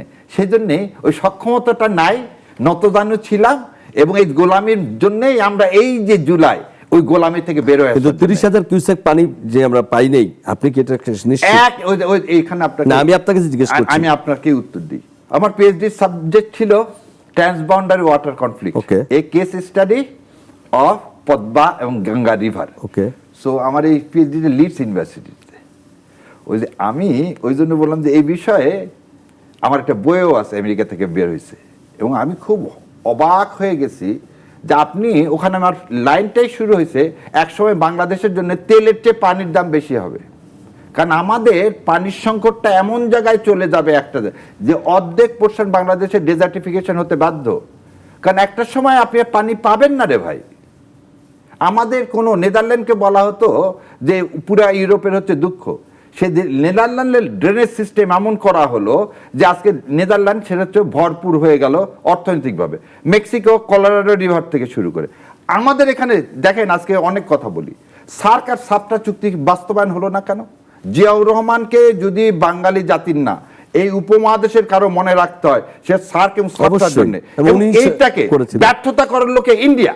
আপনি একটা জিনিস দেখান তো, ইন্ডিয়া এই জায়গায় শ্রীলঙ্কার সাথে তার সম্পর্ক ভালো না। আপনি মালদ্বীপে সে দখল করে নিতে গেছিল, নেপালকে দখল করতে চাইছিল, বাংলাদেশের সাথে দখল করতে চাইছে, ভুটানকে দখল করতে চাইছে। কার সাথে সম্পর্ক? বাংলাদেশকে আসলে দখল করতে চাইছিল, এবং 16 ডিসেম্বর দখল করেই নিছে। আপনি 7 দফা চুক্তিটা পড়েন যে আপনি আপনার পররাষ্ট্র নীতি ভারতের অনুমতি ছাড়া করতে পারবেন না, আপনি বাণিজ্য ভারতের অনুমতি ছাড়া করতে পারবেন। 7 দফা চুক্তিটা কি? আমি আপনাকে একটা যে বলি, যখন আমরা এই জায়গাটা আপনাকে যখন যে বলছি যে আমরা 16 ডিসেম্বর দেশ স্বাধীন হয়েছে, আমাদের যৌথ বাহিনীর এই কাছে যৌথ বাহিনী একটা ডকুমেন্ট দেখা তো, দেয়ার ইজ এ যৌথ বাহিনী, একটা ডকুমেন্ট দেখান। আপনি তো আমার জানা মতো, আমার ভাই আপনি অনেক জ্ঞানী মানুষ, একটা লাইন দেখান যে ওই সারেন্ডার অফ ইনস্ট্রুমেন্টে লেখা আছে, সেকেন্ড প্যারাগ্রাফটাই দেখেন, পুরা বাহিনী চলে আসবে জগজিৎ সিং নরোয়ার under. Second paragraph, first paragraph না, কিন্তু ফার্স্ট প্যারাগ্রাফ যে আরেকটা মিথ্যা কথা লিখলেন, জয়েন্ট ফোর্স কোথায় গঠন করছেন, কবে গঠন করছেন? আমার এমএজি ওসমানী কি ছিল জয়েন্ট ফোর্সের? আপনি বলতেছেন বাংলাদেশ ফোর্সের আমার সেনাপ্রধান হচ্ছে এমএজি ওসমানী। আপনি আর একটা জিনিস বলেন, সিলেটে সেদিন 16 ডিসেম্বর এমএজি ওসমানীর হেলিকপ্টারে কলকাতা ইন্ডিয়ান সোলজাররা কেন গুলি করলো? হ্যাঁ, ট্রু, আপনার কথা। এই কথাটা বোঝেন, হেলিকপ্টারে করে সে সিলেট থেকে ঢাকা আসতেছে, ইন্ডিয়া চাইলো না কোনোভাবে এমএজি ওসমানী ওখানে আসুক। মেজর জলিল তার বইতে কি লিখছে, তাকে ধাক্কা দিয়ে সরায় দাও। এটা তার বইয়ের, এটা আমিও জানি, এই হিস্ট্রিটা জানি। আমি শুধু আপনাকে একটা জিনিস বলি, যে আপনাদেরই একজন সতীর্থ ব্যারিস্টার আজমান ফুয়াদ, তিনি সম্প্রতি একটা জিনিস বলেছেন, যেটা আমি এটা তুললাম শুধু এই কারণে, না অসুবিধা নেই, যে প্রথমত তার আগে আমি একটা কথা বলি। আমরা যেটা আপনার কাছে প্রশ্ন ছিল ব্যারিস্টার শাহের কবির, যে আমরা নতুন বাংলাদেশ আসতে চাই, পিছনে যাব না, আমরা সামনে যেতে চাই। জি, কিন্তু আমার যেটা প্রশ্ন, যে আমি একজন নাগরিক হিসাবে খুব মনে করি, দেখেন দুর্ভাগ্য আমার বাচ্চা যখন স্কুলে পড়ছে সরকার পরিবর্তনের সাথে একরকম ইতিহাস পড়ছে, Syllabus সরকার change হয়ে যাচ্ছে। পরিবর্তনের সাথে আরেক ইতিহাস যাচ্ছে। এইটা আর কবে বন্ধ হবে, এটা একটা প্রশ্ন ছিল। দ্বিতীয় প্রশ্নটা এটা যেটা আমাদের বললাম সবার 16 করা ডিসেম্বরে উচিত। আমরা হয়নি, এটা হওয়া উচিত। উচিত। আমি এই জন্য বলেছি যে এবং আজ পর্যন্ত যেমন জিয়াউর 55 রহমান বছর জিয়াউর রহমান যে স্বাধীনতা ঘোষণা করেছেন, তিনি কেউ দাবি করুক না করুক যে ঘোষণা পাঠ করছে না করছে, তিনি ঘোষণা ঘোষক। এটাতে উনি এটা অবশ্যই- কোনো ইয়ে আছে? এটার মধ্যে কোনো আপনি বিতর্ক থাকা উচিত constitution-এ না। কি করে দিলেন? এটা আমি বললাম, এইটা উনি প্রথমবার ডিক্লেয়ার করেছেন, তারপরে তাকে বলা হয়েছে যে আপনি যদি শেখ মুজিবুর রহমানের নামে করেন তাহলে বাঙালি জাতি এখানে, কারণ আপনি তো উদ্বুদ্ধ। একজন উদ্বুদ্ধ, এবং তিনি সেটা করেছেন, তিনি কার্পণ্য করেন নাই। প্রশ্ন হলো যে আমরা জিয়াউর রহমানের সেই মর্যাদাটা আমরা কেন এক বাক্যে সবাই বলি না, আমরা কেন শেখ মুজিব, কেন মাওলানা আপনি ভাসানী আরো বলি একটা না? জিনিস আপনাকে বলে দিই, আপনি আমাকে দেখান তো এই যে আমাদের যতগুলো ফোর্স তৈরি করা হলো, জেট ফোর্স থেকে শুরু করে যা, একজনকে আমরা এই স্বাধীনতার জন্য যে আমার প্রাণ প্রিয়, আপনি একটা জিনিস, সাধারণ মানুষের যুদ্ধে যাওয়া আর সেনাবাহিনী থেকে বের হয়ে রিভল্ট করে যুদ্ধে যাওয়ার মধ্যে কিন্তু আকাশ পাতাল পার্থক্য। কারণ যদি যুদ্ধে জয়লাভ না করেন ওই লোকগুলো কিন্তু সবার কি হবে, অবশ্যই। হ্যাং পানিশমেন্ট হয়ে হ্যাঁ। যাবে। সেই লোকগুলো জীবন বাঁচিয়ে রেখে যতগুলো সেক্টর কমান্ডার, একটা সেক্টর কমান্ডারকে আমরা এই 55 বছরে কোনো ইয়া দিতে, সম্মান দিতে পারছি? না, সেটাই বলছি। এই জায়গাগুলোতে আমাদের ফলে অমীমাংসিত আমাদের, জিনিসগুলো আমি আপনাকে মীমাংসা শুধু একটা করতে জিনিস হবে। একটু বলেন। শোনাতে চাই, তারপরে আমি আলোচনা বলেন। শেষ করে দিব। ব্যারিস্টার আসিফুজ্জামান ফুয়াদ, তিনি এবি পার্টির সাধারণ সম্পাদক। মুজিবকে আমরা যারা আওয়ামী লীগের কারণে, বাকশালের কারণে সমালোচনা করি, আমরা শেখ মুজিবকে কিন্তু একবার বলি, যেটা আমি সবসময় বলেছি, সারা বাংলাদেশ যুদ্ধ করে একবার স্বাধীন করছে 9 মাসে, শেখ মুজিব নিজে একা বাংলাদেশকে আরেকবার স্বাধীন করেছে। ফিরতি পথে গান্ধীকে বলছে যে কনগ্রাচুলেশন, আপনার জন্মদিন আসতেছে সামনে, আপনাকে কি গিফট করব। শেখ মুজিব বলছে আপনি বাংলাদেশ থেকে সৈন্যদেরকে সরায় নিয়ে আসবেন। জানুয়ারি মাসে বলছে, আপনার মনে আছে? ইন্ডিয়া লন্ডন থেকে আসার পথে দিল্লি হয়ে প্রশ্ন ছিল উনি যে আসছে। কবে সৈন্য ফেরত নেবেন? হ্যাঁ, জি। কবে আপনি সৈন্য ফেরত নেবেন। এবং ইন্দিরা গান্ধীর কথা আসছে তার প্রাইভেট সেক্টরে লেখা বইতে। আমি এটা বুঝছি, ও কি আমার বলতে মনে হয় চায়? আপনি ক্লিয়ার করতে পেরেছেন। এটা শেষ করে ফেলি অংশটা। আমার একটা এরপরে প্রশ্ন হচ্ছে আছে। আপনার শেখ মুজিবের সাথে কনভিন্স করবার জন্য ইন্দিরা গান্ধী কিন্তু মার্চ মাসে আবার ঢাকায় আসছিলেন, কিন্তু শেখ মুজিব এই ব্যাপারে কনভিন্সড হন নাই। আপনি সোলজার ফেরত নেবেন, এবং যেটা করেছে 19 মার্চ অথবা 17 মার্চে তাদেরকে বিডিং ফেয়ারওয়েল স্যালুট দিয়ে ইন্ডিয়ান সোলজার বিদায় করা হয়েছে। আচ্ছা, এই যে কথাটা ফুয়াদ বলছে, ফুয়াদ কোন ডকুমেন্ট থেকে বলছে আমি জানি না, আপনি আপনাকে ইউনাইটেড নেশনের ডকুমেন্ট, জি। আই হ্যাভ দ্য ডকুমেন্ট, যেটাতে চায়না ভেটো দিয়েছিলেন আমাদের রিকগনিশনে, সেখানে চায়না কিন্তু খুব স্পেসিফিক বলছে। সেটা কবে হয়েছে? নভেম্বর মাস 1972 সালে। নভেম্বর মাস 1972 সালে কি, যতদিন পর্যন্ত ইন্ডিয়ান সোলজাররা বাংলাদেশে থাকবে ততদিন চায়না বাংলাদেশকে কি দিবে না, স্বীকৃতি দিবে না। একবার কিন্তু চায়না বলেনি যে আমি স্বীকৃতি দিব না। That was recorded and on হতে পারে, দ্যাট গ্রাউন্ড, হতে পারে। না আমার কাছে বললাম তো, দ্যাট ওয়াজ রেকর্ড, আপনি গিয়ে চেক করলে পাবেন, ইউনাইটেড নেশনের নভেম্বর মাসের 1972-এ। এবার আসেন উবান সাহেবের কিন্তু নিজের, উনি তো বলছেন 72 মার্চ মাসে ওই ইন্ডিয়ান সোলজার চলে আমি গেছে। আমার বললাম যে ওনার কথা ঠিক না ভুল, আমি সে জায়গায় যাবো না। আমি তো বলতেছি the document of United nation বলতেছে নভেম্বর মাসে চায়না, এবং সেখানে ইন্ডিয়া প্রেজেন্স, ইন্ডিয়ার এই ক্ষমতাটুকু হয়নি বলার, না বাংলাদেশে একটাও সৈন্য নাই। দ্বিতীয় কথা বলি, যে জেনারেল উবানের যদি বইটা পড়েন, উবানের বইতে দেখবেন যে রক্ষী বাহিনীর সর্বোচ্চ যারা কর্মকর্তা ছিল সেটা ছিল ভারতীয় সেটের হচ্ছে সেনাবাহিনী। তাহলে উবানের কথা যদি ঠিক হয়ে থাকে, ইউনাইটেড নেশনে চায়নার বক্তব্য যদি ঠিক হয়ে থাকে, তাহলে 75 পর্যন্ত আমাদের দেশে ইন্ডিয়ান সোলজার ছিল। কিন্তু একটা জিনিস ছিল না, সেটা কি, আপনি একটা জিনিস বলেন, 71 সালে 17 ডিসেম্বর কি আপনি জানেন সমস্ত জেলা পর্যায়ে ইন্ডিয়ান সোলজাররা ডিসিএসপি সব নিয়োগ দেওয়া হয়েছিল? ইন্ডিয়ান ডিসিএসপি নাকি বাংলাদেশ? Indian DCSP. তো ইন্ডিয়ান থেকে লোক লোক এসে আমাদের মার্চ মাস পর্যন্ত তাদেরকে আবার পুল আউট করে দেয়। এই কাহিনীগুলো মাঝে মাঝে যখন বলি, এগুলো তো না, সব আমরা documented। ইতিহাসে যেটুক পড়েছি এটা আমি সব হতে পারে, documented, সব হতে পারে। documented। আমি এখন যেটা বলছি বেশি শারীরিক কবি, তার মানে আমাদের একটা জিনিস হচ্ছে যে আমি শেখ মুজিবুর রহমানের শাসনামল কেমন ছিল সেটা বলছি। শাসনামল নিশ্চয়ই ভালো ছিল না বলেই সমালোচনা হয়েছে, কারণ শেখ মুজিবুর নিজেই তার ভাষণে বলেছেন বিভিন্ন জায়গায় যে কম্বল 7.5 কোটি কম্বল আসলো, চোরের জাতি, এটা বলেছেন। না, এইখানে একটা জিনিস, এই যে কথাটা বলে না তাকে নায়ক সদা নয়, না না না বলছেন, না, উনি একটা স্বীকার জিনিস- করছেন, না, আবার এই দায়ভার তো ওনার ছিল না, এই খালি ওনার দায়ভার কেন? আমাকে একটা জিনিস বলেন তো, একটা রাষ্ট্রপতির ছেলে ব্যাংক ডাকাতি করতে যে পুলিশের হাতে গুলি খাবে কেন? এবং সে হাসপাতালে শেখ সাহেব দেখতে গেছে, দেখতে যে কোনো কথা না বলে বের হয়ে আসছে রেকর্ডেড। সেকেন্ডলি, যখন দুর্ভিক্ষে লাশ পড়ে আছে ঢাকার মাটিতে, তখন আমি হাজার হাজার লোককে দাওয়াত দিয়ে সোনার মুকুট পরে আমার সন্তানের বিয়ে দিতে পারি? আপনার কথা যে জাতির পিতা হবে, আমি ওই জায়গায় বলছি যে জাতীয় নেতা হবে, Right. আমি যদি ওই সেটা সম্মানটা করতে পেতে পারেন না চাই, উনি। আমি যদি ওই সম্মানটা পেতে চাই, আমাকে তো আমার মৃত্যুর আগ পর্যন্ত সেটা ধরে আমি রাখতে হবে। ওইটাই বলছি, তার শাসনামলের এই নেতিবাচক দিকগুলো ছিল বলেই তো সে কোনোদিন এদেশের জনগণের আমি মাটিও মানুষ বলছি হতে পারেনি। সে তো আমি বলছি না যে, আমি শুধু কোন জায়গাটা বলছি, আমরা ইতিহাসের একটা অংশ, কিন্তু তার শাসনামলের কোনো কথা আমি তুলিনি। আমি একইভাবে বলছি যে জিয়াউর রহমান একজন সেরা শাসক থেকে তিনি যখন রাষ্ট্রপতি হলেন, তিনি মানুষের মনের মধ্যে মনের কুঠুরে জায়গা নিলেন কেন? নিশ্চয়ই তার মানবীয় গুণাবলী, তার রাষ্ট্র পরিচালনা গুণাবলী, যে কারণে জিয়াউর রহমানকে মানুষ সশ্রদ্ধে তার ওই দিকগুলো খুব স্মরণ করে। জিয়াউর রহমানের শাসনামলটাকে জিয়াউর রহমানকে স্মরণ করে, যে তিনি খাল কাটা কর্মসূচি থেকে শুরু করে মানুষের মধ্যে সাড়া ফেলেছিলেন। তা আমরা বলছি, আজকে আমরা কবে 55 বছর পরে আর কতদিন যাবে, আর কত রক্ত ঝরবে? যেমন আপনাকে একটা অ্যাড করতে চাই, শাহরুখ কবির, আমি শেষ করব। আমরা যে 24-এর আমাদের ছেলে মেয়ে তরুণদের যে মুখের স্লোগানের ভাষা, আমি 90-এ তো এটা আমরা ছিলাম, আপনি ছিলেন, আমরা শুনিনি, চমৎকার ভাষা বাংলা ব্লকের। আমরা বলছি বৈষম্যের ঠাঁই নেই, আমরা স্লোগানে বলেছি মুজিবের বাংলায় বৈষম্যের ঠাঁই নেই। এই 24-এর আন্দোলন আমরা শুনেছি। আমার প্রশ্ন হচ্ছে, আমরা কি এই আওয়ামী লীগের রাজনীতির সাথে শেখ মুজিবকে এক করে আমরা কি বরঞ্চ সেটা আরেকটা নতুন ন্যারেটিভ না তৈরি করে, বরঞ্চ আওয়ামী লীগ যে অন্যায় করেছে, যে অর্থনীতি দুর্নীতি করেছে, যেগুলো প্রমাণযোগ্য হবে, যে অপশাসন করেছে, যে দুঃশাসন করেছে, সেইটাই যদি সঠিকভাবে বিচার করতাম, 32 না ভাঙেও কি এটা করা যেত কিনা? আপনার এইখানে একটা জিনিস, আপনাকে একটা জিনিস বলি। একটা লোক খুব দান খয়রাত করতেছে, দান খয়রাত করা অবস্থায় ওখানে একজন এসে তার সাথে চিল্লাচিল্লি করলো।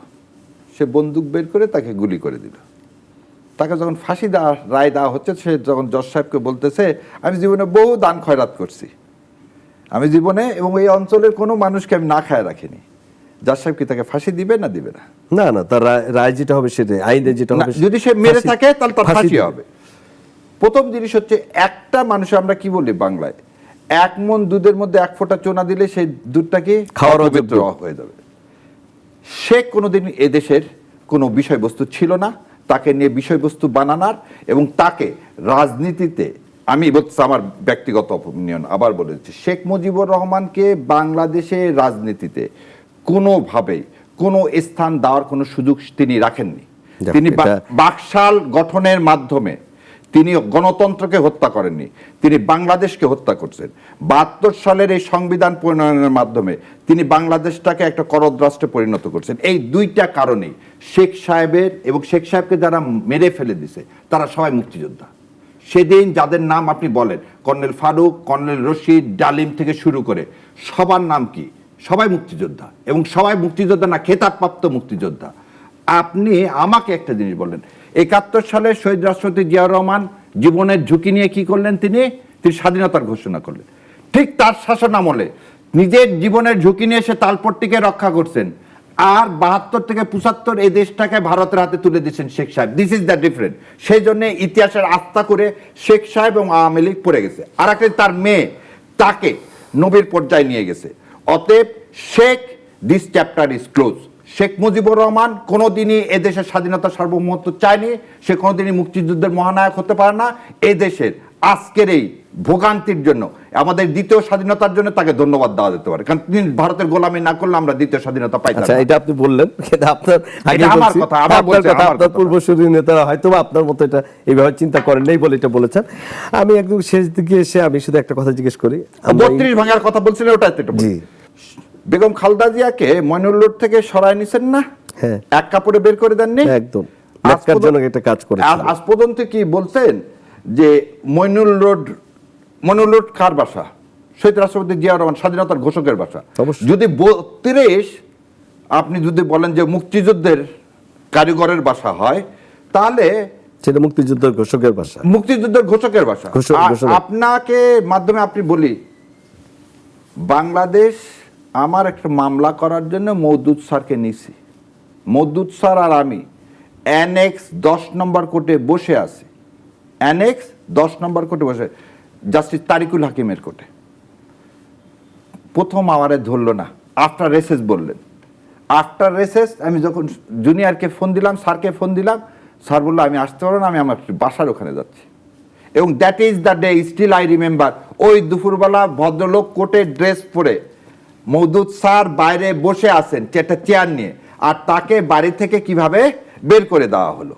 আজকে কি এসে কেউ বলছে যে এই যে ইউনুসের সময় যে ওই বাড়ি ফেরত দেন? আপনি তো একটা বাড়ির সরকার প্লট দিছে, আপনি কেন সেই বাড়িটা, that is not a Kaaba, that is not a Kaaba. 32 ভেঙে ফেলে দিছে, যদি আপনি 32টাকে কেন ভেঙে ফেলে দেওয়া হয়েছে? ওইটা একটা কি একটা আপনি একটা মনস্তাত্ত্বিক 32কে এমন একটা কাবা ঘরে তৈরি করছেন, অতএব এটা ভেঙে ফেলে দিতে হবে। ওটাকে ভেঙে ফেলে না দিলে আপনি তো ওটাকে বাড়ি হিসাবে ট্রিট করতেছেন, ওটা 8-10টা বাড়ির মতো, ওটাও একটা বাড়ি। ওটা মুক্তিযুদ্ধের জন্য কোনো আলাদা সিম্বল হতে পারে না। কারণ এখানে থেকে কি তিনি ঘোষণা দিচ্ছেন 25 তারিখে? না, উনি কাপুরুষের মতো শেখ সাহেব সেদিন অ্যারেস্ট হয়েছেন, ওই কাপুরুষের মতো তার পরিবারের দায়ভার পাকিস্তানি সোলজারের হাতে তুলে দিচ্ছেন।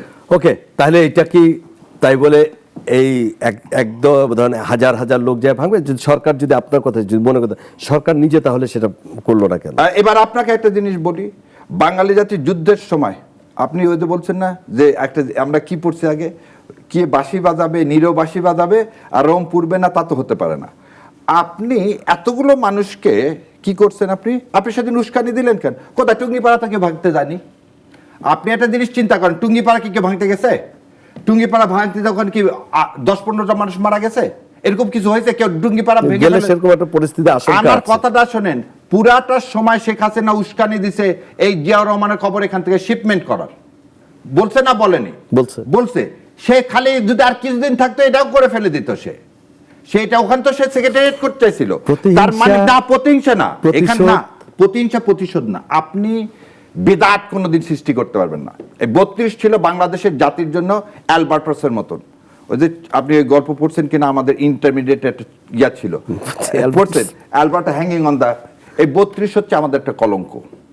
32কে কোনোদিন প্রাসঙ্গিক করেন না, আপনি শেখ সাহেবকে প্রাসঙ্গিক করেন না, এদের সামনে চলতে পারবেন না। নিশ্চয়ই ইতিহাসে এটা প্রমাণ হবে কে কখন প্রাসঙ্গিক হবে, প্রাসঙ্গিক হবে। কিন্তু আপনার কাছে আমি শেষ একটা জিজ্ঞেস করি, ইন্টারিম সরকারের সময় আপনাদের মানে ইন্টারিম সরকারের খুব উজ্জ্বল মুখ ছিলেন প্রফেসর আসিফ নজরুল, আপনি জানেন, যদি আপনি এখন তাকে খুব না, আমি তখন থেকে করি, আমি যদি প্রথম থেকে আসছি, আমি প্রথম থেকে বলি আসিফ যে নজরুল অনেক, আসিফ নজরুল হচ্ছে তার একটা শুধু নেগেটিভ বিস্ফোরক। দিক দিয়ে যদি মানুষ ইতিবাচক দিক বলবেন, তার কোনো তার ইতিবাচক দিক আন্দোলনে নাই। তার ভূমিকা ছিল না, তার কোন এটাই শোনেন, আপনাকে একটা জিনিস বলি, শাহরুখ কবির ভাই, আমি দায়িত্ব নিয়ে বলছি, আমিও দায়িত্ব নিয়ে আন্দোলনে আপনাকে তার বলতেছি। ভূমিকা ছিল। না, আমি আপনাকে দায়িত্ব নিয়ে বলতেছি, তাকে রজা ইনস্ট্রাকশন দিছে, he is a product of প্রথম আলো, তাকে যা যা ইনস্ট্রাকশন দিছে তাই করতে, এবং এই ভুলটাই ছেলেরা তিনি করতে, তাকে সাহস বিশ্বাস করে থানায় গিয়ে ছাত্রদের বের করে আমি এখন এনেছেন। যদি বলি জাহাঙ্গীরনগর ইউনিভার্সিটির ওই টিচারের তাহলে ভূমিকা ওনার ভূমিকা, যিনি যিনি শেখ হাসিনার ছবি নামায় ফেলছেন।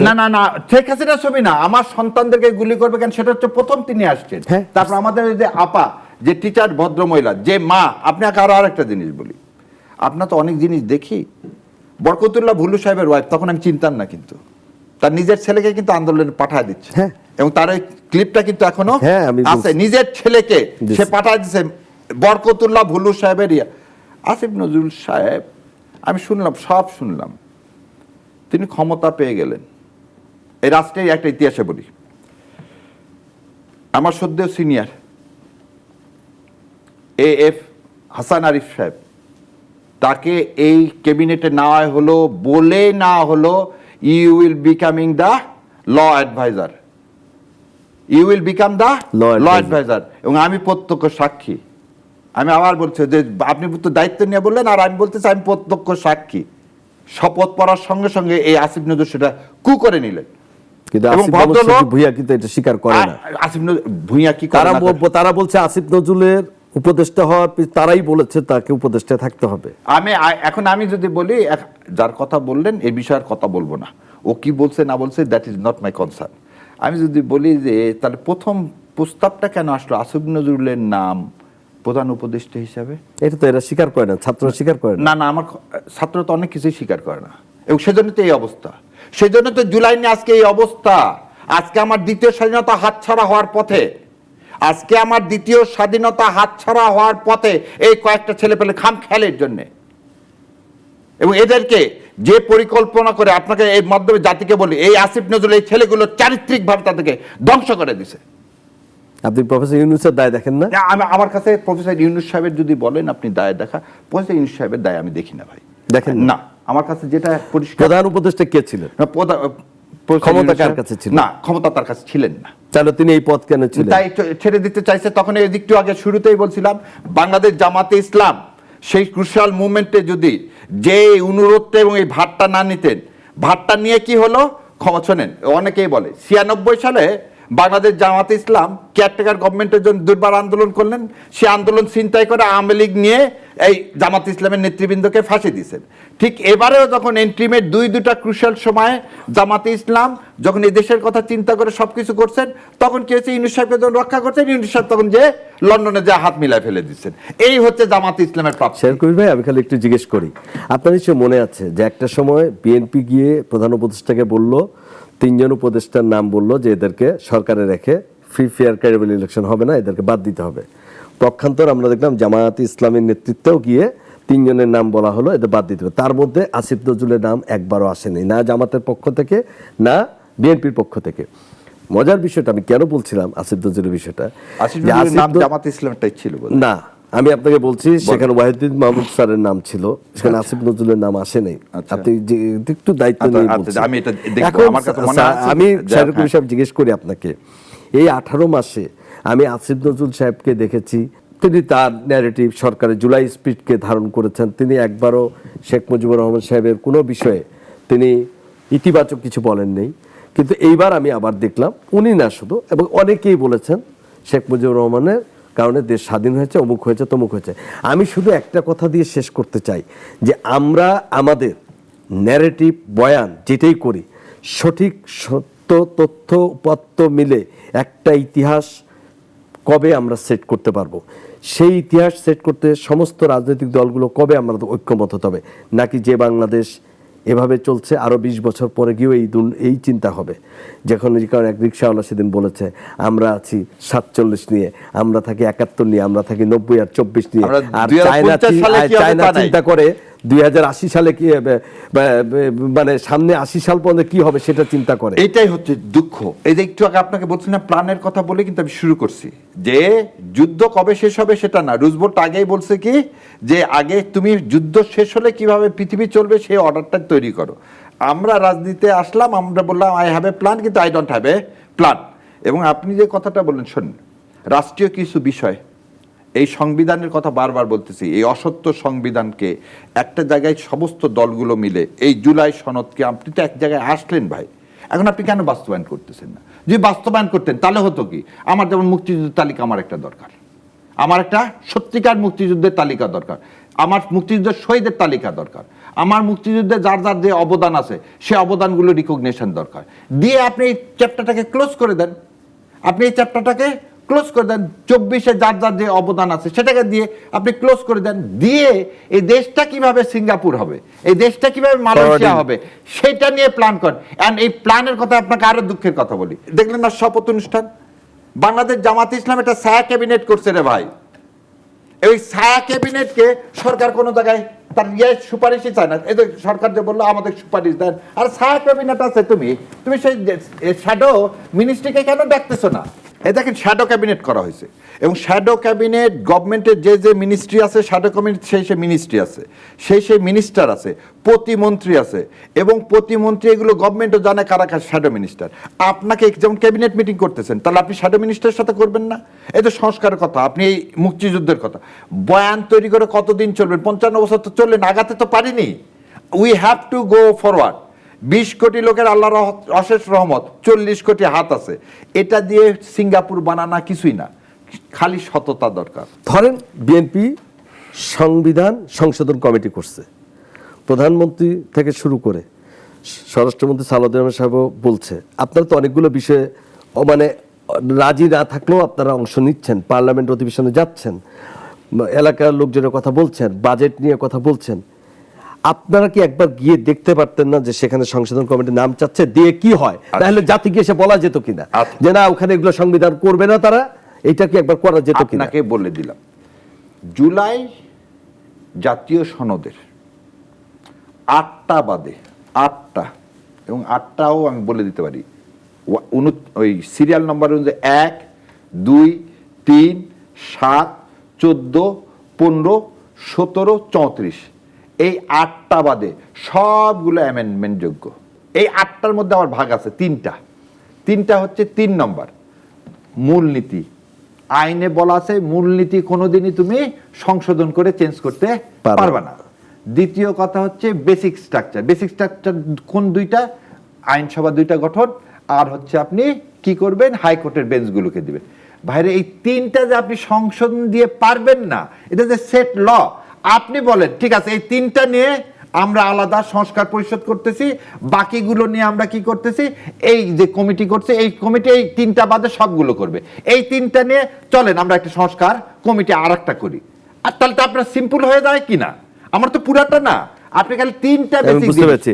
এই 3টা নিয়ে সরকার যদি কালকেই বলে যে এই 3টা নিয়ে সংস্কার করা হবে, বাকিগুলো সব হচ্ছে সংবিধান কি সংশোধন যোগ্য, কিন্তু এই 3টা তো সংশোধন করা যাবে না, এটা সংস্কার করতেই হবে। নিশ্চয়ই সরকার বিবেচনা করবে। আমি আপনাকে জিজ্ঞেস করি শারীর ভাই, আপনাদের এখনকার যে প্রজন্ম, মানে এখনকার প্রজন্ম তো আছেই, কিন্তু আপনাদেরকে যারা আমি দেখি, জামাত ইসলামের তো আমরা নেতাদের অনেক ধরনের, মানে একটা লেয়ার থেকে একটা লেয়ার খুবই সুসংগঠিত, আমি খুবই অর্গানাইজড। আমি নিজে বলছি যে আপনাদের এই জামাত ইসলামের রাজনীতির যে ধরনটা আমি দেখেছি। একটা কথা জিজ্ঞেস করি, আপনাদের মানে বিরুদ্ধে দুর্নীতির অভিযোগ আসে না, আপনারা সৎ মানুষের শাসন চান, ভালো ভালো কথা বলেন, শুধু একটা জিজ্ঞেস করি, যে যখনই 26শে মার্চ আসে বা 16 ডিসেম্বর আসে, ওই 2 মাস বাংলাদেশ জামাত ইসলামের জন্য খুবই একটু বিব্রতকর, এবং কারণ এটা পার্টিটা গঠনের পরে ওই সময় 71-এর ভূমিকার জন্য আবার বলছি, আপনারা কি একবার গলা ছেড়ে কখনো কেন, বা আপনারা আপনাদের আলোচনা করেছেন কিনা, গলা ছেড়ে বলবো যে ইয়েস 71-এ আমাদের যে ওই সময় যে নেতাদের যে ভূমিকা ছিল সেটি সঠিক ছিল না এবং ভুল ছিল, এবং এজন্য আমরা জাতির কাছে দুঃখিত, ক্ষমা প্রার্থী। মানে আমি বলছি কি, আমি এমনি কিন্তু অনেক সময় আমাদের বলে, আমির জামাত শফিকুল সাহেব খুব ভালো সুন্দর কথা বলেন, ওনার কথার মধ্যে আমি দেখি যে মানে এত সুফি মানুষের মতোই কথা বলেন, কিন্তু আপনারা এটা দলগতভাবে মানে আপনারা একটা সিদ্ধান্ত নিয়ে যদি করেন তাহলে তো প্রজন্ম আরো খুশি হয়। আচ্ছা, এটা কেন? এইখানে একটা এটাই আমার শেষ প্রশ্ন। আচ্ছা, এটাই প্রথম জিনিসের উত্তর দিয়ে দিই। বাংলাদেশ জামাত ইসলামের গঠনতন্ত্র অনুযায়ী আমিরে জামাতের কথাই মানে হচ্ছে দলের কথা, এখানে আর তৃতীয় কোনো ব্যক্তি বলে কিছু নাই। সেকেন্ড কথাটা বলতেছি, রাজনৈতিক ভুল, আবার আমি বলে দিচ্ছি, আমি যে কথাটা বারবার বলছি, 71 সালে 25শে মার্চের পরে এক পাকিস্তান থাকতে চাওয়াটা, এটা ছিল রাজনৈতিক ভুল। কেন এই কথাটা বললাম? যারা বাম ফ্রন্টের ছিল তারা কিন্তু প্রথম দিকে এপ্রিল পর্যন্ত বলছিল পাকিস্তান হচ্ছে আমার নিজের শত্রু, ভারত হচ্ছে বহিঃশত্রু, আগে ভারতকে ঠেকাতে হবে। তারপর কিন্তু তারা মে মাসে যে তাদের অবস্থানকে চেঞ্জ করছে। সো সেই কারণে আমি বলতেছি যে রাজনৈতিক অখণ্ড পাকিস্তান চাওয়াটা এই পুরাটার সময়টা এটা ছিল রাজনৈতিক ভুল, এবং সেই রাজনৈতিক ভুলের জন্য বাংলাদেশ জামাতে ইসলামের সম্মানিত আমির, খালি উনি না, অধ্যাপক গোলাম আজম সাহেবও বলছে ভুল হয়ে গেছে, এবং তার জন্য জাতির কাছে তারা কি বলছে, ওই রাজনৈতিক ভুলের জন্য তারা ক্ষমা চাইছেন। আনুষ্ঠানিকভাবে ক্ষমা চেয়েছে। এখানে কথাটা আনুষ্ঠানিক কি, সবাইকে 20 কোটি লোককে দাওয়াত দিয়ে না, একটা ফরমাল একটা ডিক্লারেশন থাকে না? এখানে ফরমাল ডিক্লারেশন কেন? আপনি একটা জিনিস বলেন তো, শেখ সাহেব যে গণতন্ত্র হত্যা করলো, মানুষ হত্যা করলো, মুক্তিযোদ্ধা হত্যা করলো, 81 সালে আওয়ামী লীগ কি কোনো ফরমাল ডিক্লারেশন দিয়ে মাপ চাইছে? না। আপনি একটা জিনিস বলেন যে মুক্তিযুদ্ধকালীন সময়ের যে কাজগুলো হয়েছে তার চেয়ে তো 1000 গুণ বেশি অপরাধ করছে আওয়ামী লীগ এই 72 থেকে 75 সাল পর্যন্ত। তার ফলও পেয়েছে। না, ফলের কথা বলুন, আপনি ফলের না, আপনি তো সে ফল কি বললেন? যদি 15ই আগস্ট যদি ফল হয়ে থাকে তার কৃতকর্মের, তাহলে আপনি এই লোক না, শুধু 15 আগস্ট বলছি না, এরপর ক্ষমতা হারিয়েছে, দীর্ঘদিন ক্ষমতা পেয়েছিল। আমি ধরে নেব আওয়ামী লীগ চায় না, জামাত ইসলাম চাইবে। না, আওয়ামী লীগ তো কোনোদিন তার ভুলই স্বীকার করেনি। এইজন্য আর জামাত ইসলাম না, জামাত ইসলাম কি করলো? জামাতে ইসলাম তার যে রাজনৈতিক ভুল সে তো তার বলে দিছে, এর জন্য ফরমালের কিছু নাই। পলিটিক্সে ফরমাল না, পলিটিক্সে আমি যখন বলবো, এই যে আজকে আমি বলতেছি যে জামাত ইসলাম ৭১ সালে ২৫শে মার্চের পরে ইউনিফাইড পাকিস্তান চাওয়াটা রাজনৈতিক ভুল ছিল, that's fair enough, because we shifted our position. আমরা বাংলাদেশে যদি বাংলাদেশকে ধারণ না করতো বাংলাদেশ জামাত ইসলাম, তাহলে তত্ত্বাবধায়ক ফর্মুলা, এটা quoted by appellate division judgement, যে অধ্যাপক গোলাম আজম সাহেব প্রথম ১৯৮৪ সালে তত্ত্বাবধায়ক ব্যবস্থা ফর্মুলা প্রদান করছেন। আজকের এই জুলাইয়ের কথা বলেন, জুলাই সনদের জন্য রাস্তায় ঘাটে জুলাই বিপ্লবের, যদি এই দেশকে প্রকৃত, আপনাকে একটা জিনিস বলি, যদি মৌলানা ভাসানী আর শেরে বাংলার কথা ঠিক হয়ে থাকে, যারা দেখবা যাদের বিরুদ্ধে ভারত কথা বলতেছে, বুঝবা তারাই হচ্ছে, তাদের হাতে দেশের স্বাধীনতা নিরাপদ।